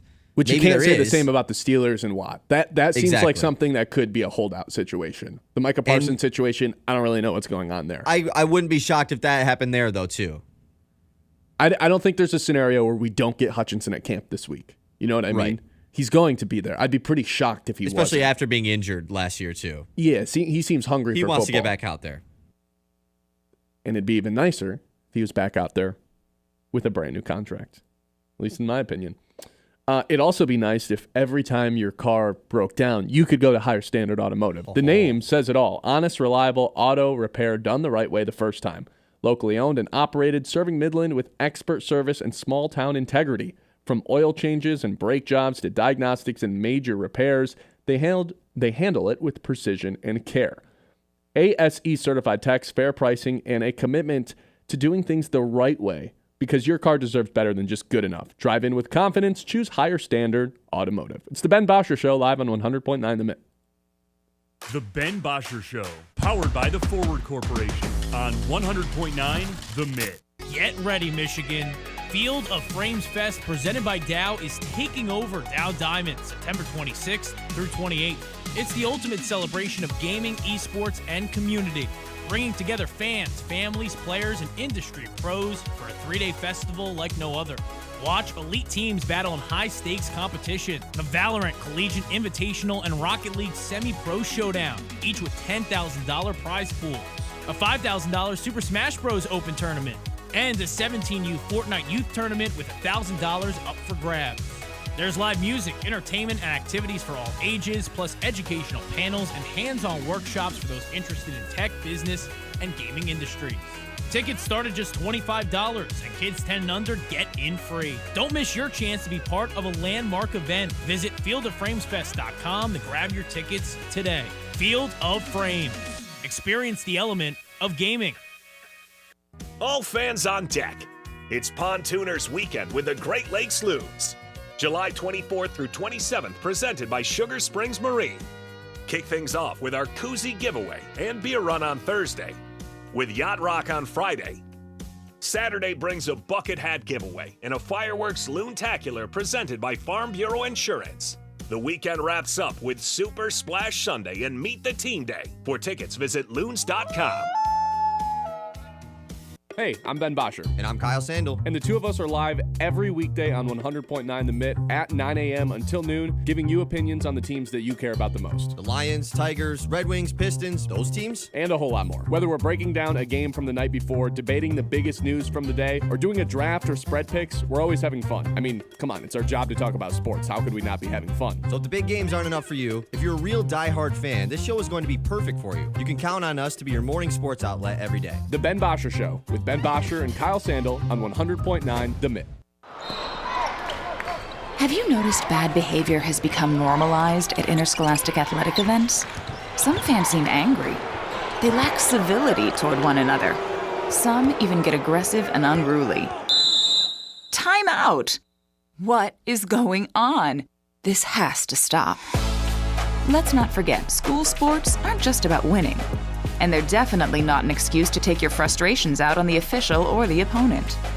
They're about teaching lessons like perseverance, respect, and empathy, so students can learn and grow as people, not just as players. We all have a role to play in setting a good example for our students and teaching them these important values.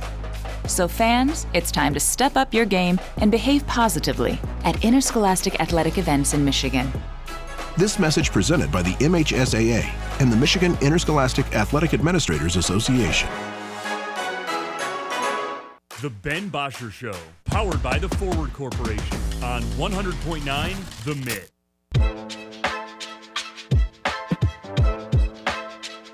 Welcome back in, Ben Bosscher Show. Hope everyone's having a good start to their Tuesday. All-Star break, man. You know, I'm excited for the game tonight. I liked the Derby last night. Wednesday, Thursday, man, I don't know what's going on. These are going to be two strange days in the sports world. But you know what's always going on? It's the sport that never sleeps. There is no off season. Let's take a trip around the league. It's time to zoom out and go around the league. Well, I guess around the league doesn't necessarily imply NFL. Yeah, wait, but what? It's NFL. It's usually NFL. 87% of the time. And it probably will be from this point forward, right? Yeah, we'll get some college in there as well. I'm sure it'll be like 84-16 NFL to college once football really starts. Good percentage talk there.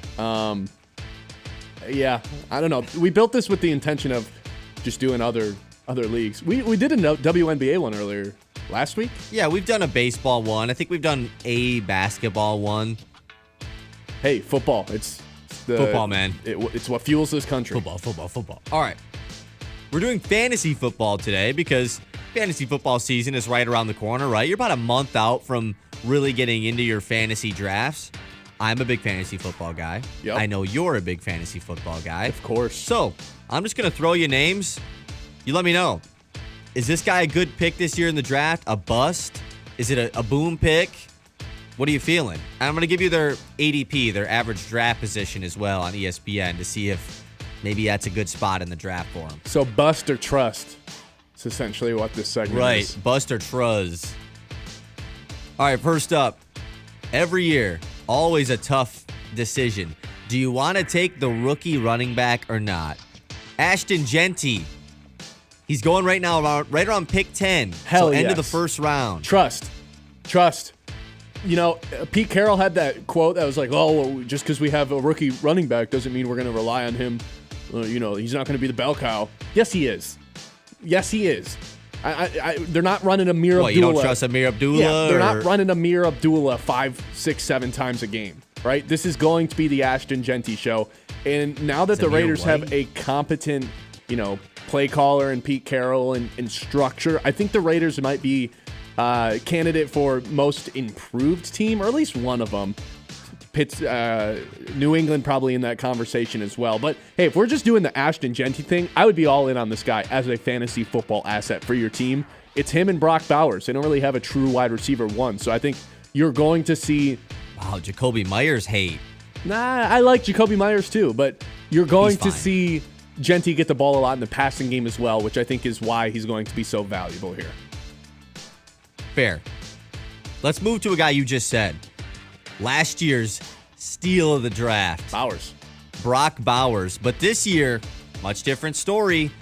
Going at pick 20 right now. So, end of the second round. Man, that's a high price to pay for a tight end. Where are you at in the tight end strategy? Is that a trust or bust pick? I do think Brock Bowers is the best tight end in the NFL. Point blank period, fantasy, real life. I think he just is. Over Kittle. Over Kittle. He was that special last season because normally it's like, hey, you don't have any other weapons on the team. I get Jacoby Myers was there. You can just double team him and take him away. Well, it still didn't work. There's no linebackers that are fast enough to stay with him or agile enough to keep up with him. And you throw a corner on him, and he's way too big and strong for all these guys. So I think 20 is fair. To have that tight end 1 on your team is pretty significant. You'll never trade that player. But I think you can wait and get a tight end 3 or 4. Like Laporta. Getting Laporta, I don't think... Getting Laporta in the 3rd round versus Bowers in the 2nd round is fair to me. You know what I mean? Like I'm gonna say bust. Not that I think he'd be a bad pick, but that seems a little high. Yeah. 20 seems like a little steep for Brock It's Bowers. a high price to pay, for sure. Okay, you're just like spoiling my next picks here. Because I was going to Laporta next. Look, Laporta was the steal of the draft 2 drafts ago. It's trust. Whatever your ADP is going to say. Really? It's trust. I think he has Laporta a was huge still good, bounce but in back fantasy season. last year was a bust in fantasy last year. He was solid. He went really high and did not produce where you probably drafted him at. I drafted him as a rookie in my Dynasty League, and everyone laughed at me for the pick. I don't remember where I took him, but everyone was like, oh, Lions homer. Then he was great his rookie season. Took a step back last year, but I don't think that had anything to do with him being a worse player. It's just J-Mo got a lot better. I think Laporta has a huge bounce back season. His numbers go back up. Maybe not to what they were as a rookie, because those were crazy numbers, but I think we get pretty similar to that with Johnny Morton now calling plays. So whatever you're about to say, trust. Let's move to a couple old heads. Okay. How about Tyreek Hill? He's still got a couple big years left in him. A 32 ADP right now. So that's end of the 3rd round kind of guy. Early 4th. I don't like taking players at any point in a redraft where it's like, what could go wrong? If you can ask... Like when they have a high level of what could go wrong? Yeah. And with Tyreek Hill, he's missing a lot of time these days. Kind of always off the field issues going on. Not that he's ever missed time because of off the field issues, but there's usually stuff going on. Yeah, he's someone who stays in the news a good amount. I would say it's not worth the risk to have Tyreek Hill on your team at all, just based on the injuries. I'd go somewhere else that you can count on a little bit more. Last year too, he was a 1st round pick and really fell off. I'll go fantasy wise. Okay.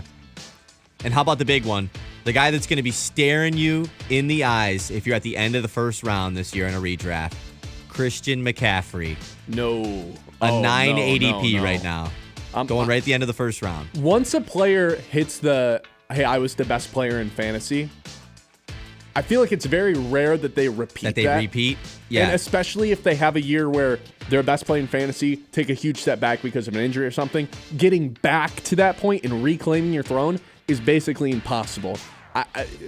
Don't draft players based on what they did a couple of years ago thinking that they can recapture it, right? You're trying to guess the next guy to get there using, you want guys who are trending upwards. Christian McCaffrey, I don't think is at that.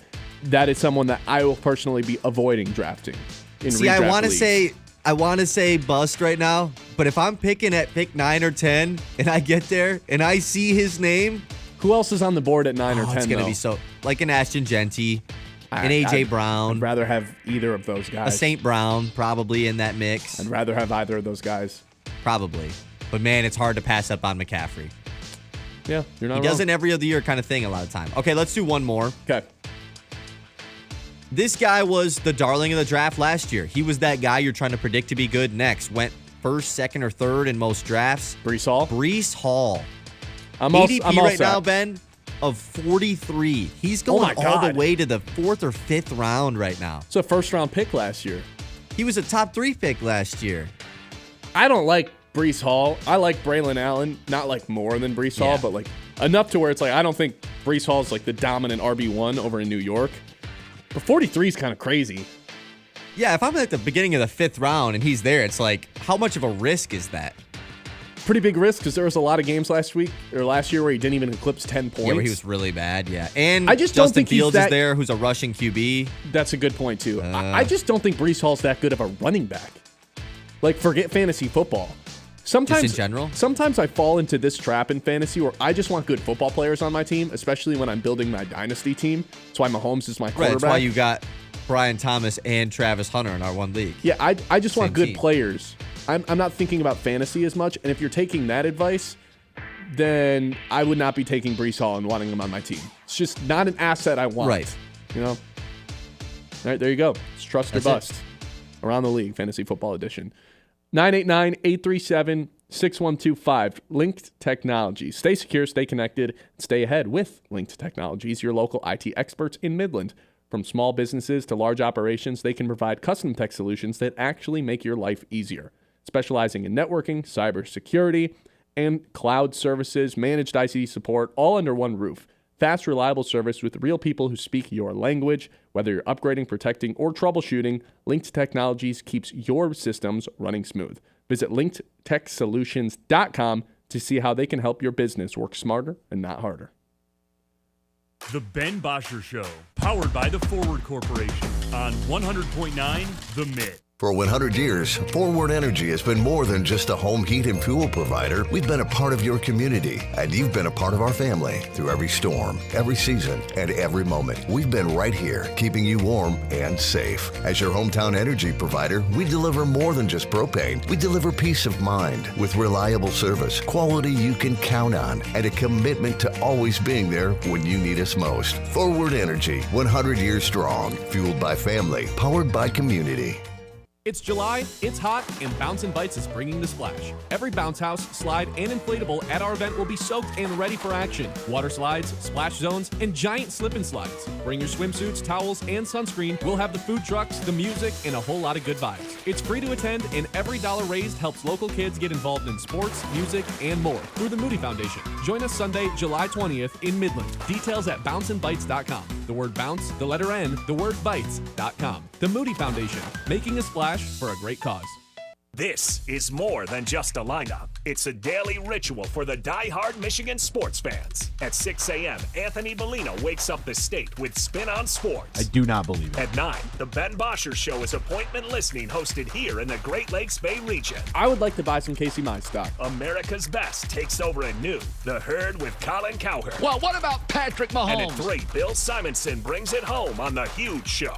Sports Radio 100.9 The Mitt for the most passionate fans in Michigan. I'm Ben Bosscher, and here's what I think. I think replay should be taken out of basketball entirely. I think 2 super conferences would fix college football. I think the best football, basketball, and baseball players of all time are currently playing. I think the day the Lions win the Super Bowl is going to be the greatest day of my life. I think Monty Williams sabotaged the Pistons on purpose, and you can't convince me otherwise. I think Jim Harbaugh is one of the best coaches of all time, but most definitely cheated, got caught, and ran away. And I think you should tune into the Ben Bosscher Show, fueled by Forward Energy, weekdays 9 to noon on 100.9 The Mitt if you agree with anything I just said. From Midland to Bay City, Saginaw to Sanford, from Frankenmuth, Freeland, and Hemlock to Auburn, Essexville, and Pinconning, 100.9 The Mitt is the heartbeat of the Great Lakes Bay region, and proud of it. We're your home for local sports, local stories, and local pride. Whether you're in Birch Run, Beaverton, Gladwin, Chesaning, or Coleman, football, basketball, hockey, Spartans, NFL, Loons, all right here. 100.9 The Mitt, Mid-Michigan's sports leader. Scrolling? Make it count. Want local sports content that actually matters? Yeah. 100.9 The Mitt is loaded with local highlights, viral plays, breaking sports news, and takes you can't get enough of. It's hot! Follow us on Facebook, Instagram, TikTok, and YouTube today.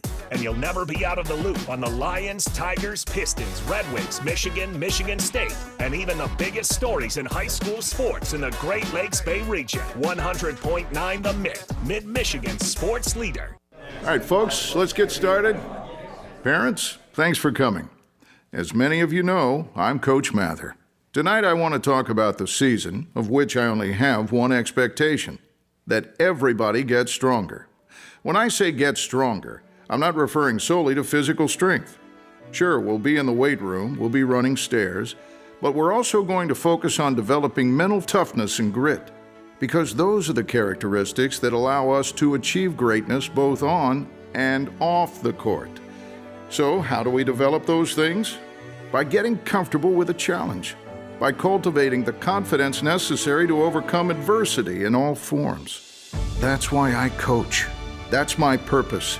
Every member of this team can lean on me, and I'll teach them how they can lean on themselves and each other. This message presented by the MHSAA and the Michigan Interscholastic Athletic Administrators Association. The Ben Bosscher Show, powered by the Forward Corporation on 100.9 The Mitt.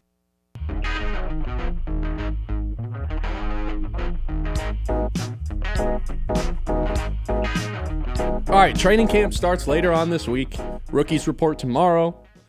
Everybody else reports Saturday or sometime between Wednesday and Saturday. So I started to run through in my head, who are the deepest position groups on the Detroit Lions, and what position groups have the least amount of depth, the thinnest?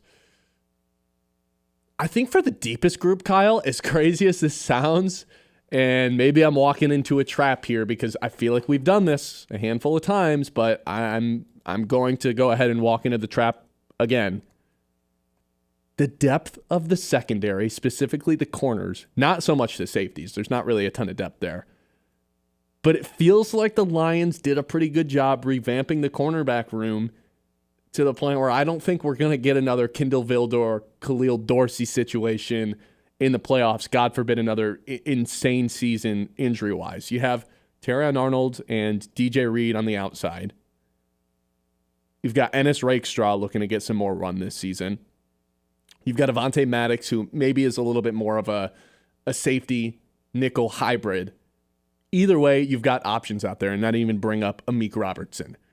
I'm doing it again. I'm walking into the trap. It feels like they've really done a good job loading up the depth for this cornerback room that has been a root of a lot of their defensive problems for the past couple of seasons, mostly due to injuries.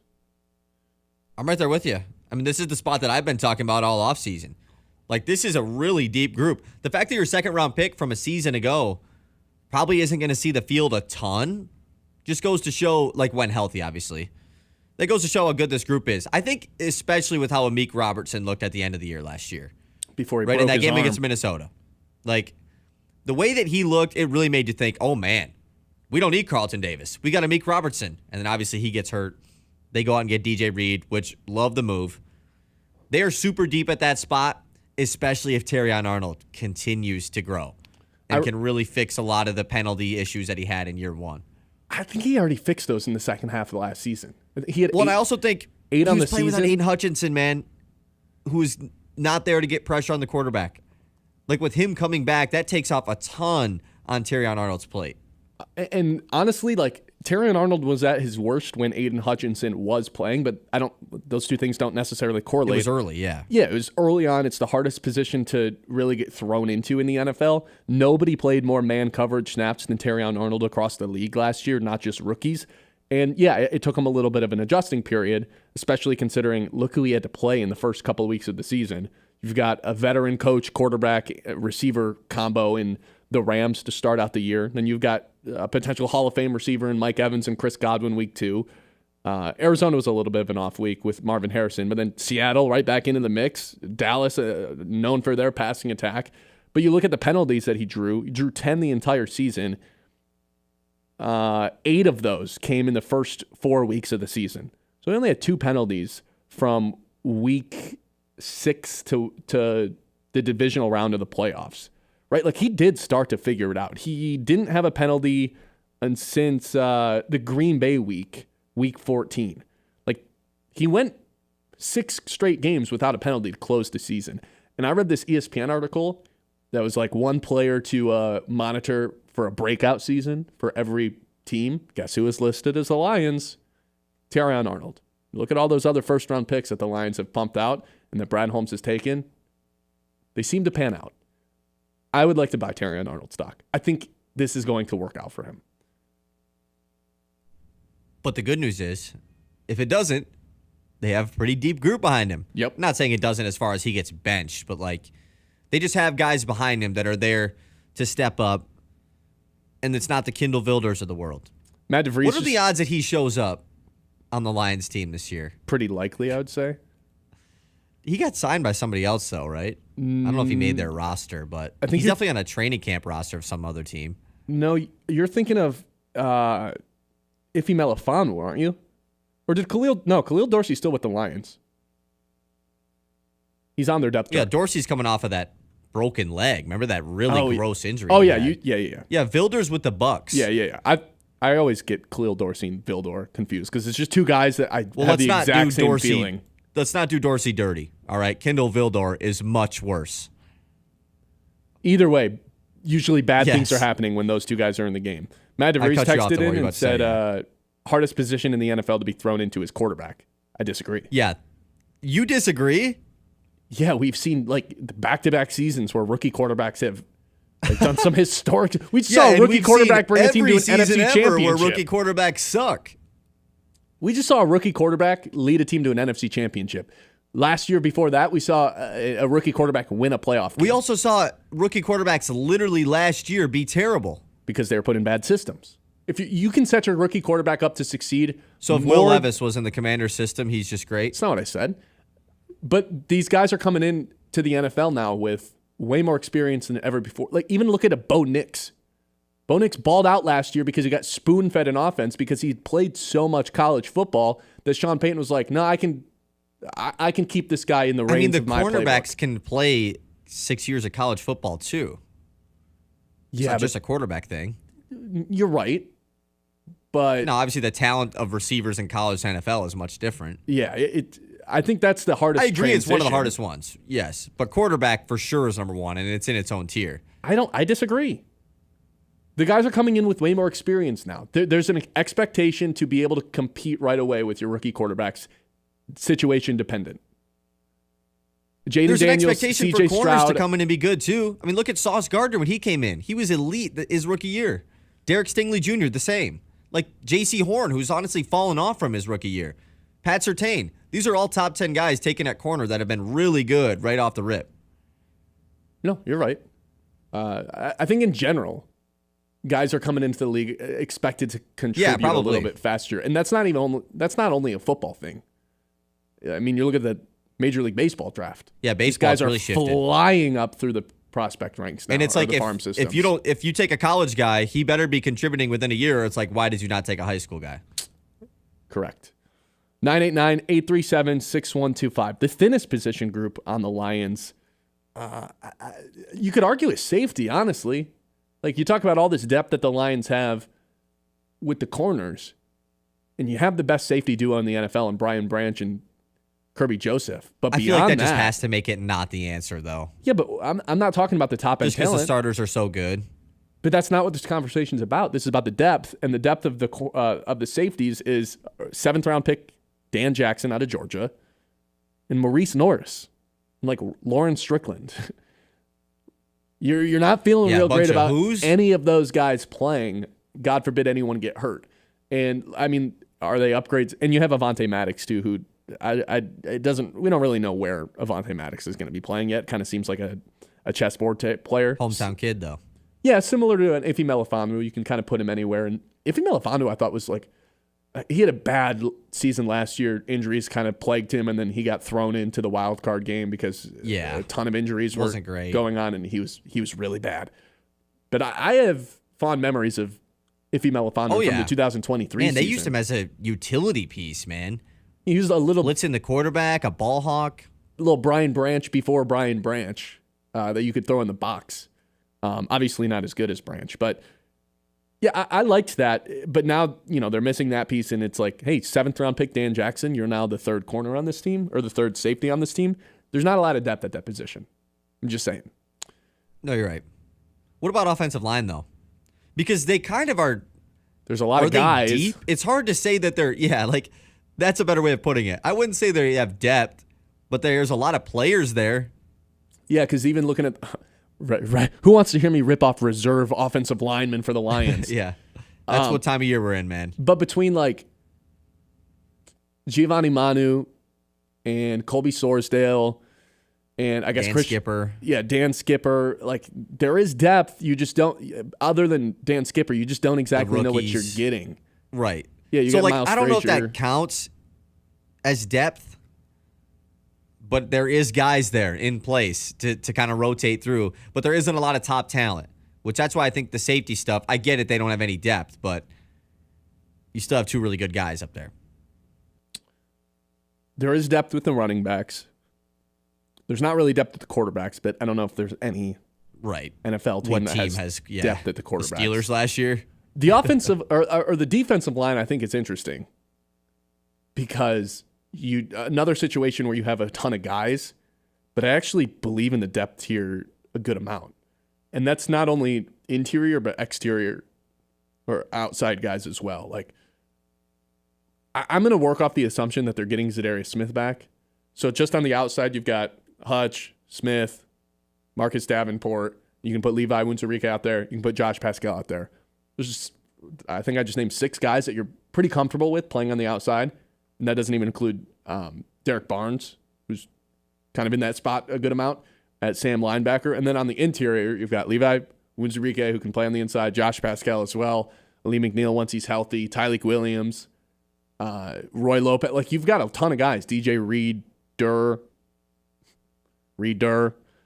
I don't know. It seems like the defensive line, as much as we talk about there not being a co-star across from Aiden Hutchinson, once McNeil's back, you feel okay about him kind of being that co-star and then just by committee being able to fill in depending on what package and what down it is. Like, you kind of just trust. I mean, we have no reason to trust Calvin Shepard with anything yet, but there's enough pieces there to where you can do a lot of different things on any given situation, which is maybe better than just having maybe not better than having 2 stars, but you can make up for it with that. This is probably the group that relies most on health, though, right?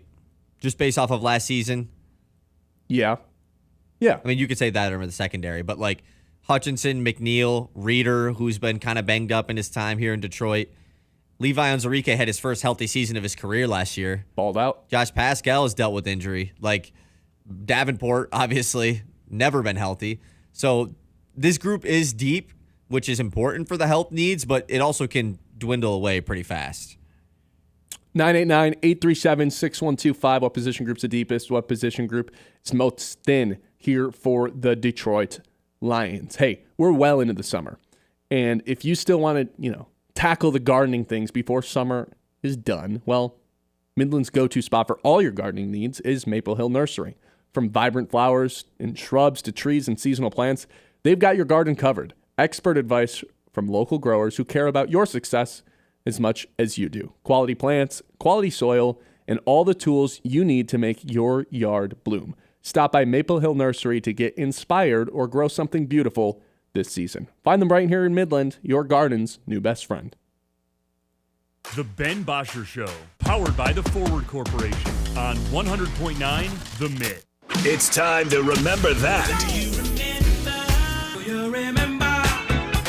With Kyle Sandell. Presented by Matt Larson, Farm Bureau Agent, located downtown Midland. All right, it's the All-Star break. No Tigers baseball till Friday this week. And it seems like the perfect time to revisit the conversation of what did the Tigers do at the trade deadline. About 2 weeks away from the July 31st deadline, the Tigers still the best team in the American League despite getting swept by Seattle. But that series obviously showed some flaws that this Tigers team still has, right? But it's not shocking. You know that every team has flaws. So where's the biggest flaw for the Tigers, and what do they need to patch up the most to continue to be the best team in the American League going forward and try to win the American League and get to the World Series come September and October? Now, an obvious one, bullpen, right? 23 runs given up in 3 games against Seattle. And it's just what every contending team does at every trade deadline, the bad teams are always willing to dump off some of their higher leverage arms. So expect the Tigers to get one of those. For the longest time, it seemed like a right-handed bat with some pop, maybe on the left side of the infield, was needed in this Tigers team. They have the power, though. After thinking about it more and more, I think starting pitching is the group that I want Scott Harris to attack the most, assuming he does go get a bullpen guy. If you can solidify up this rotation, have 4, potentially 5 strong starters going into the postseason, that's going to be a really tough task for any team to beat them in a 7-game series. Remember that. Presented by Matt Larson, Farm Bureau agent, located downtown Midland. Midland Eye Care wants you to know, according to a recent study conducted by the AOA, the Optical Laboratories Association, and the Vision Council, nearly half of all glasses ordered online had either prescription errors or failed to meet minimum safety standards. Midland Eye Care offers a full-service optical department meeting all your eye care needs. So call your local Midland Eye Care and avoid incorrect prescriptions costing you time and money. Midland Eye Care, your vision source on Eastman Road in Midland, on Cedar and Gladwin, and on East Washington and Freeland. When the summer heat is on, keep your cool with Answer Heating and Cooling. Our expert team specializes in fast, reliable air conditioning repairs, installations, and maintenance. Stay comfortable all season long with top-notch cooling solutions and simply outstanding service. Plus, with financing options and special rebates, cooling your home has never been more affordable. Answer Heating and Cooling, where comfort is our priority. Try our new schedule online option or call us today. At Tommy's Express, you can get your car clean, shiny and dry in just minutes. Our state-of-the-art eco-friendly wash delivers a spotless finish every time. With the Tommy Club app, enjoy unlimited washes or paper wash. Skip the line with license plate recognition and manage everything right from your phone. Fast, clean, and simple. Visit Tommy's Express today and see the difference. Text CLEAN CAR to 86697 for a free works wash. Offer valid for new guests only. By participating, you consent to receive promotional information text from Tommy's Express. Message and data rates may apply. Message frequency varies. Hey parents, got a young athlete at home? Sign them up for the Greater Midland Try Kids Try Youth Triathlon, Saturday, July 19th at Plymouth Park in Midland. Kids ages 6 to 15 will swim, bike, and run their way through the finish line in a fun, supportive environment. And don't miss the mini TKT for ages 3 to 5 happening Friday, July 18th. Register now at greatermidland.org/races. That's greatermidland.org/races. All fans on deck. It's Pontooners Weekend with the Great Lakes Loons. July 24th through 27th, presented by Sugar Springs Marine. Kick things off with our koozie giveaway and beer run on Thursday, with Yacht Rock on Friday.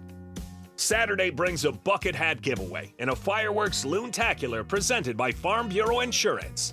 The weekend wraps up with Super Splash Sunday and Meet the Team Day. For tickets, visit loons.com. They tell us we're more connected these days.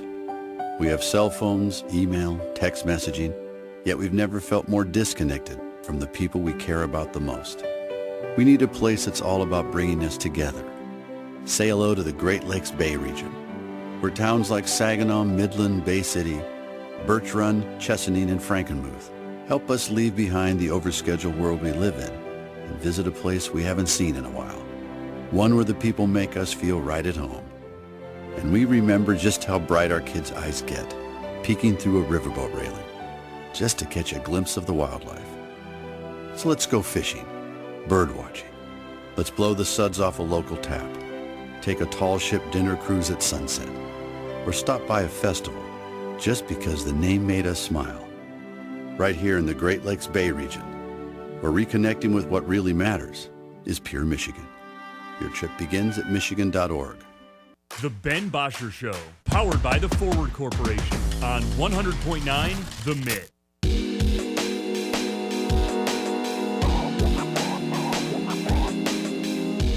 I'm very pro home run derby the way it was set up yesterday. And if you've listened to the show over the past couple of weeks, you may or may not have tuned into me saying, I can't believe how disastrous the home run derby has become. They change the format every single season. No one can keep track of how the home run derby works anymore. But yesterday, they have this new format once again, and I'm going into it like, great, what do I have to learn about this year's format? But yesterday, they took the last decade of home run derbies, and they took a little piece from each different version, and they made it this like super home run derby with all these different expectations and rules in different rounds and different stipulations for each rounds and the bonus rounds, I thought the way it was set up was perfect. The first round, it's not head-to-head. It's just, hey, 4 best scores of the 8 guys are going to advance. You get a 3-minute timer. You get 40 balls. Keep this thing going, right? Because the old school format was just throw it, and you've got your strikes. If you make contact or swing and it's not a home run, then that's 1 strike. That could go on forever because you can take as many pitches as you want, whatever. They have the timer. They have the amount of balls. You get through that. And then you get your bonus round, automatic given. You don't have to earn the bonus round of the old school format, of the strikes. And then you can earn a bonus strike via hitting a ball 425 feet. So it's like they took a little version of a bunch of different ones, put it into that first round. Then by the time, they 4 people advance, you get the tournament style, which I think everyone likes the head-to-head. But when you do the head-to-head in the first round, it leads to one guy always gets screwed because he has the best score or the second best score and doesn't end up making it. So they only have that in the second round, which I thought was good. Then they've got all these tiebreakers in there. It's like in the first round, it's who hit the ball furthest. If you have the same amount of home runs, Cal Raleigh wins by an inch, a single inch. A tiebreaker in the second round or the finale would have been a swing off, which we didn't get yesterday, but was kind of rooting for in a way. And then once you get to the finals, it's your typical, you get the 3 minutes, you get the 3 minutes, you get the 40 swings, and then you get that bonus round again. It's a little mix of every version of the home run derby we've seen, and I loved it. I thought it was like a super home run derby yesterday, and I thought it made up for the lack of stars that were in it. Shout out to Cal Raleigh, too, who first catchered ever win the derby and the first switch hitter to ever win the home run derby. 2 for 1. Let me ask you this, though. You had this proposed home run derby. I did. Where, what was it? Like, some magic bat gets used. No. The winner of the home run derby. They get to pull somebody out of the fans, and they get something dumb like that. No, you're making things up. What I said was whoever wins the home run derby should have a golden at-bat or 3 golden at-bats the rest of their season, which means their manager can just, if you're in the 7, 8, 9 spot, bottom of the 9th, he's typically a cleanup hitter, manager can just throw him in 3 different times. Golden at-bat. So my question for you is, like, do you prefer what happened last night or your proposed idea? Why not both? Why can't the winner of the home run derby still get the golden at-bats with the format that they used? I mean, I guess that could happen. The reason I brought up the golden at-bats thing was just as an incentive to play in it. Because the $1 million isn't anything to Shohei and Judge and baseball's it's not anything to any of these guys. I guess it is. You're right. But a golden at-bat is like an advantage for the team the rest of the season. Like, I get a chance to bottom of the 9th save the game. I think you're getting Ohtani and Judge and all these other guys to participate in it. This sounds like an awesome idea until the Tigers are playing the Guardians, and it's supposed to be the 9-hole hitter up, and they're like, nah, Jose Ramirez to the plate, and then you hate it. As the opposing fan, you don't like it, but you know what? You got to see Jose Ramirez in the home run derby. I mean, he earned it, right? I mean, he was in the home run derby and earned it. And at the end of the day, it would be a regular season game. And the Tigers have a big enough lead to where it wouldn't affect us very much. I don't know. The point is, I guess yesterday I approve of this format of the home run derby, and I don't think they should be changing it anytime soon. I like that there's a little piece of each version that they've had over the past decade. Yeah, I enjoyed it as well. I thought it was a really good use of the tournament style in the semifinals, like you talked about. Because the 8-person semifinal or the 8-person tournament style, it's just too much going on. Someone always got screwed. Yeah, exactly. And it even happened in the semifinals last night. But it does add that competitiveness part to it. I still don't love the bonus round. I still had to look up how it works. I think when I don't have to search how it works, that's when it's great. What was there to not understand about the bonus round? So, it was already 3 outs, but then you get a 4th one based off of this, and then I was like, well, what if they hit 2 425-foot home runs? Nope, just one. Do they get another one? Yeah, it took me a second to figure that out. The only thing I didn't like was how long it took, and I think that was less so the format and more so you have a bunch of guys who are just like, I'm going to take all the pitches in the world until I get one that I like in these bonus rounds. It's like, Okay. Which that does speed up, like the time element part of it does make it nice. The timer. Yeah. But people have all the gamesmanship in the world to just try to, you know what, I'm waiting for. Like, Matt Olson didn't swing at his first pitch until, 7 pitches in? Yeah, something crazy. Something ridiculous. And he got off to a terrible start. But, like, I don't blame him. Saving himself. Yeah, I don't blame him either. Playing for $1 million. You may as well. Yeah. All the gamesmanship you can. Okay, so last night's version of the Home Run Derby, where does it compare to all-star weekend events? Across the NBA, NFL, NHL.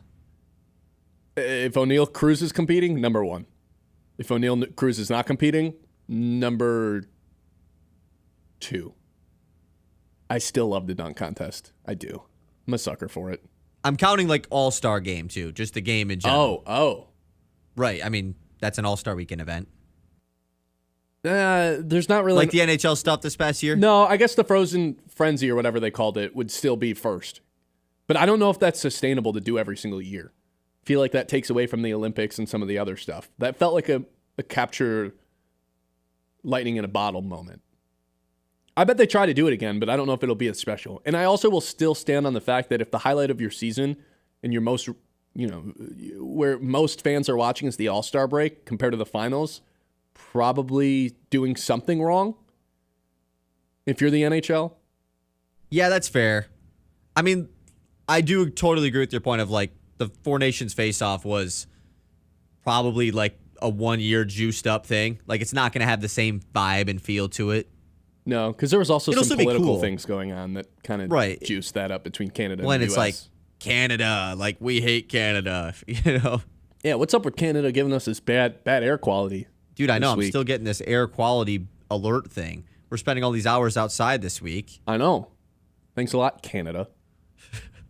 For real. 989-837-6125. Yeah, for me, O'Neal Cruz was the MVP last night, even though he didn't end up on top. He didn't win the entire thing. Watching him do the home, like, it was like phone down, lock in, whatever you're doing, stop doing it and watch O'Neal Cruz when he competed 3 times, 3 rounds. And all 3 times I was just like mesmerized. And so were the announcers. In that finale, when he was up, they were just laughing. They laughed for like 20 straight seconds without saying words because they couldn't believe how far he was crushing some of these. Right off the bat, he was averaging 110 off the bat. One of them went 513, which was tied for the longest in the StatCast era in home run derby history. That wasn't at Coors Field because the Coors Field numbers are a little bit juiced from 2021. The elevation's still kind of up at Atlanta, though. Is it? Yeah. Oh, I didn't know That's what they were talking about. Pretty decent elevation numbers there. Either way, 513 tied Judge for the longest ball in the StatCast era, 2016. I think that would be the funnest event to broadcast because literally every home run you just hear the broadcasters go, oh! I don't think they were up in the booth. I think they were on the field. I mean, either that or they had just had a really nice crowd mic, obviously. But it was just super cool. Like, they just kind of get to freak out the whole time. That would be such a fun event to go to, too, because you go to the event knowing you have a better chance to catch a foul ball today than you probably ever will the rest of your life. Or a home run. Good point. I guess it's not always not really a foul ball back behind the net, though. No, you gotta I be guess really it's in the home outfield. run. Do you think the outfield tickets are more than right behind home plate? I would assume so. I mean, Really? that's where all the balls are going. It'd be such a fun event Oh, to you go mean to. like right behind home plate? That's a good question. Maybe not right behind home plate. Has Comerica Park ever hosted an All-Star weekend? I don't think it has. And I don't know if it ever will. I think Detroit is perfectly capable of it. But Comerica's, it's not outdated. But it's not like one of the newer stadiums. I guess there's not a ton of new stadiums across Major League Baseball right now. But that'd be such a fun event to go to. That might be number 1 event to attend of All-Star Weekend. Other than the Frozen. What did they call it? Of The Four MLB Nations All-Star face-off? game? Yeah. Right? Unless you're sitting courtside at an NBA All-Star game because you just get so close to the action. And to cross off all those guys off the bucket list for me, I think would probably top it. But if you average seat to everything, home run derby. I think you're right. Electric. Yeah, I think the It's home run derby is electric. number 1. I agree. It's just a fun atmosphere in general. And we'll see if they can repeat it tonight for the All-Star game. Because some are saying that The Home Run Derby is the better event to attend of All-Star Weekend. 989-837-6125. We've still got the 11 o'clock hour coming up. Just so everyone on the YouTube stream knows, we are going to end just a little bit early today. You guys here on the radio side of things will have no problems. You guys will keep it going here. Logan Lewandowski says 4 Nations face-off wipes every other league away from the next 2 years when they do it again. Oh, so it is 2 years from now. And Leduc let us know All-Star Game happened in Detroit 2005. Oh, that would have been so fun. That would have been sick to watch when I was 5. Yes, it would have been. 989-837-6125. Again, we're going to end the YouTube stream just a little bit early. You guys still have the beginning of the 11 o'clock hour coming up. And in the beginning of the 11 o'clock hour, we're going to do some players with something to prove here at training camp, which starts this week for the Lions. It's the Ben Bosscher Show on 100.9 The Mitt. The Ben Bosscher Show, powered by the Forward Corporation on 100.9 The Mitt. Transform your outdoor space with Maple Hill Nursery. Whether you're a gardening enthusiast or just looking to relax in style, they have everything you need. From premium polywood furniture that never needs painting to top quality plants and trees, Maple Hill Nursery has it all. Plus, they offer free setup and delivery on in-stock barbecue grills.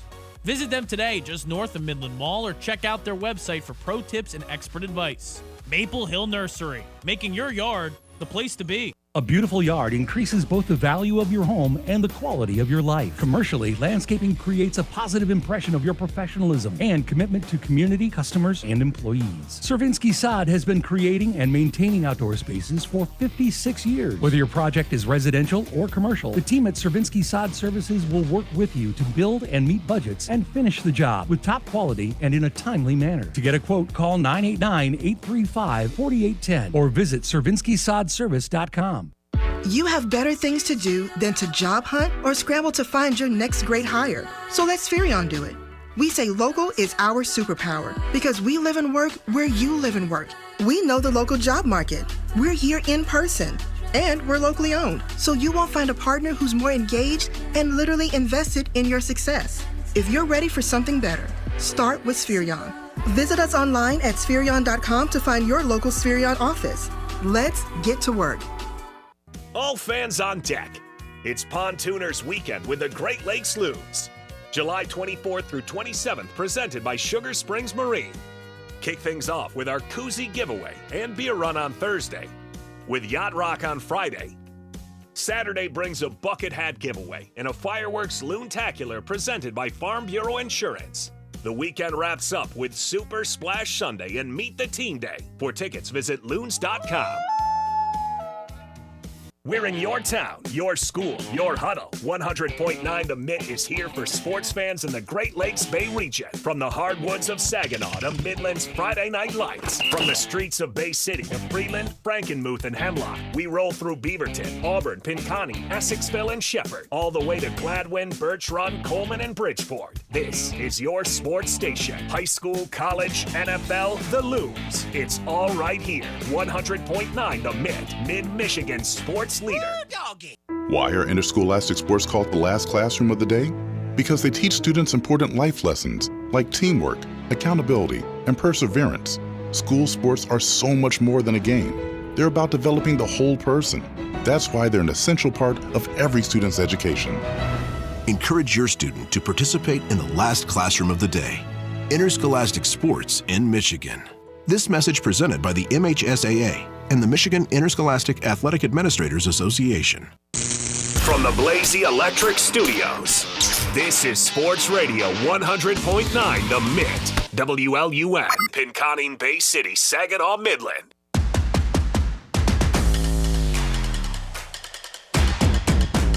Nine 837-6125. Welcome back into the Ben Bosscher Show. We were talking Derby before we went to break, and I see the chat kind of blowing up about the home run derby back in Midland from 2017, I want to say it was, when like Vlad Guerrero was here, Tatis.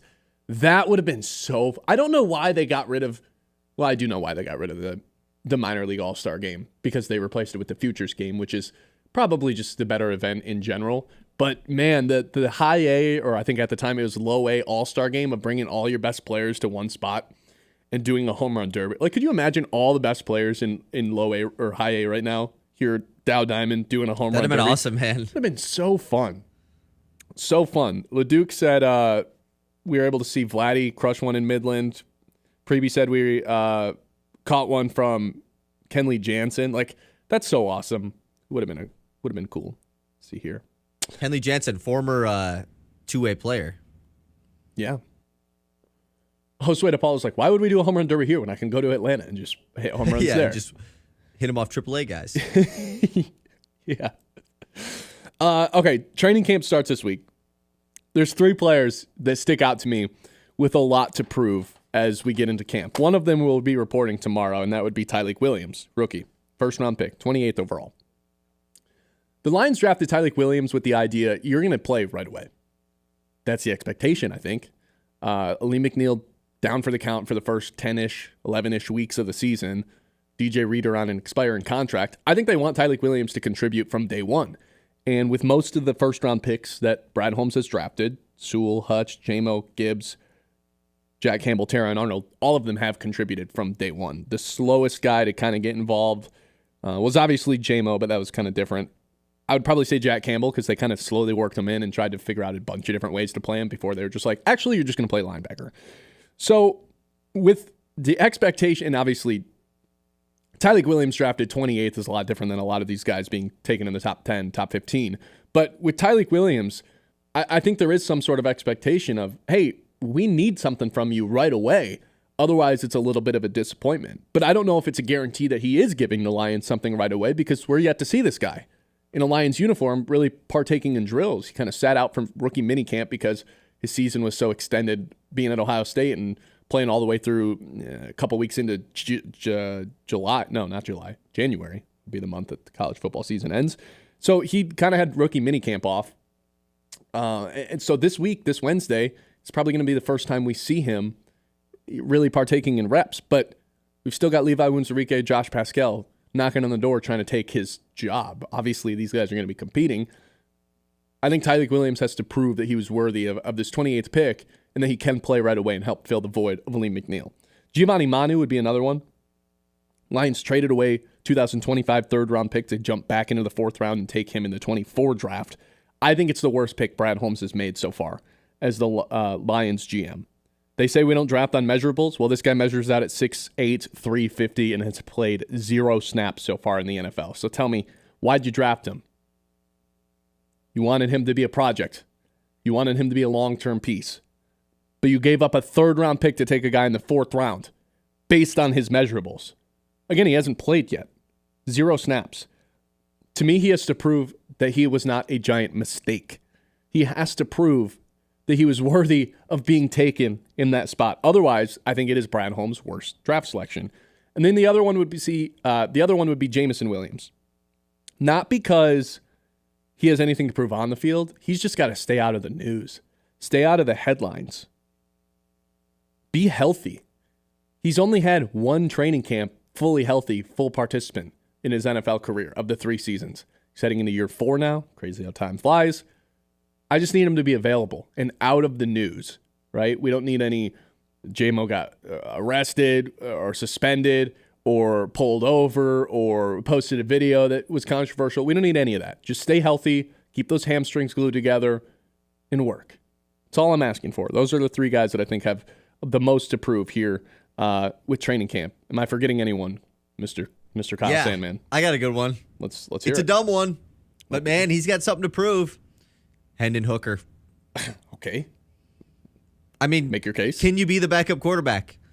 Can he be anything if ever needed to be? Probably not. I always think it's funny to do the Hendon Hooker stuff. I mean, they bring in a veteran quarterback every year. It's like, you did take Hendon Hooker in the 3rd round. Like, he probably should be the backup, right? It's the first quarterback the Lions have taken since Matt Stafford in the draft. So yeah, I understand the emotional tie to Hendon Hooker. He probably should at least be the backup. Like, yes. Kyle Allen is probably going to be the backup. No, I won't go that far. I don't think he will be. I think Hooker beats out so? Kyle Allen. No, Kyle Allen's been a 3rd string guy for a few years now. And it's so funny. We can sit here and debate the Hendon Hooker stuff. It doesn't really matter. If Jared Goff gets hurt, the Lions are screwed no matter who the quarterback is. No matter who the quarterback is, the Lions are in trouble. False? True? The answer is true. Okay, we still got a lot coming up in the 11 o'clock hour. We've got an Around the League. We've got more news to get to. And of course, our two traditions to close out every single show. Because, hey, we are officially back in the win column for Lock of the Day for the first time in, well, a long time. We'll circle back to the conversation revolving around the Lions' face of the franchise, who needs to be paid. His name is Aiden Hutchinson.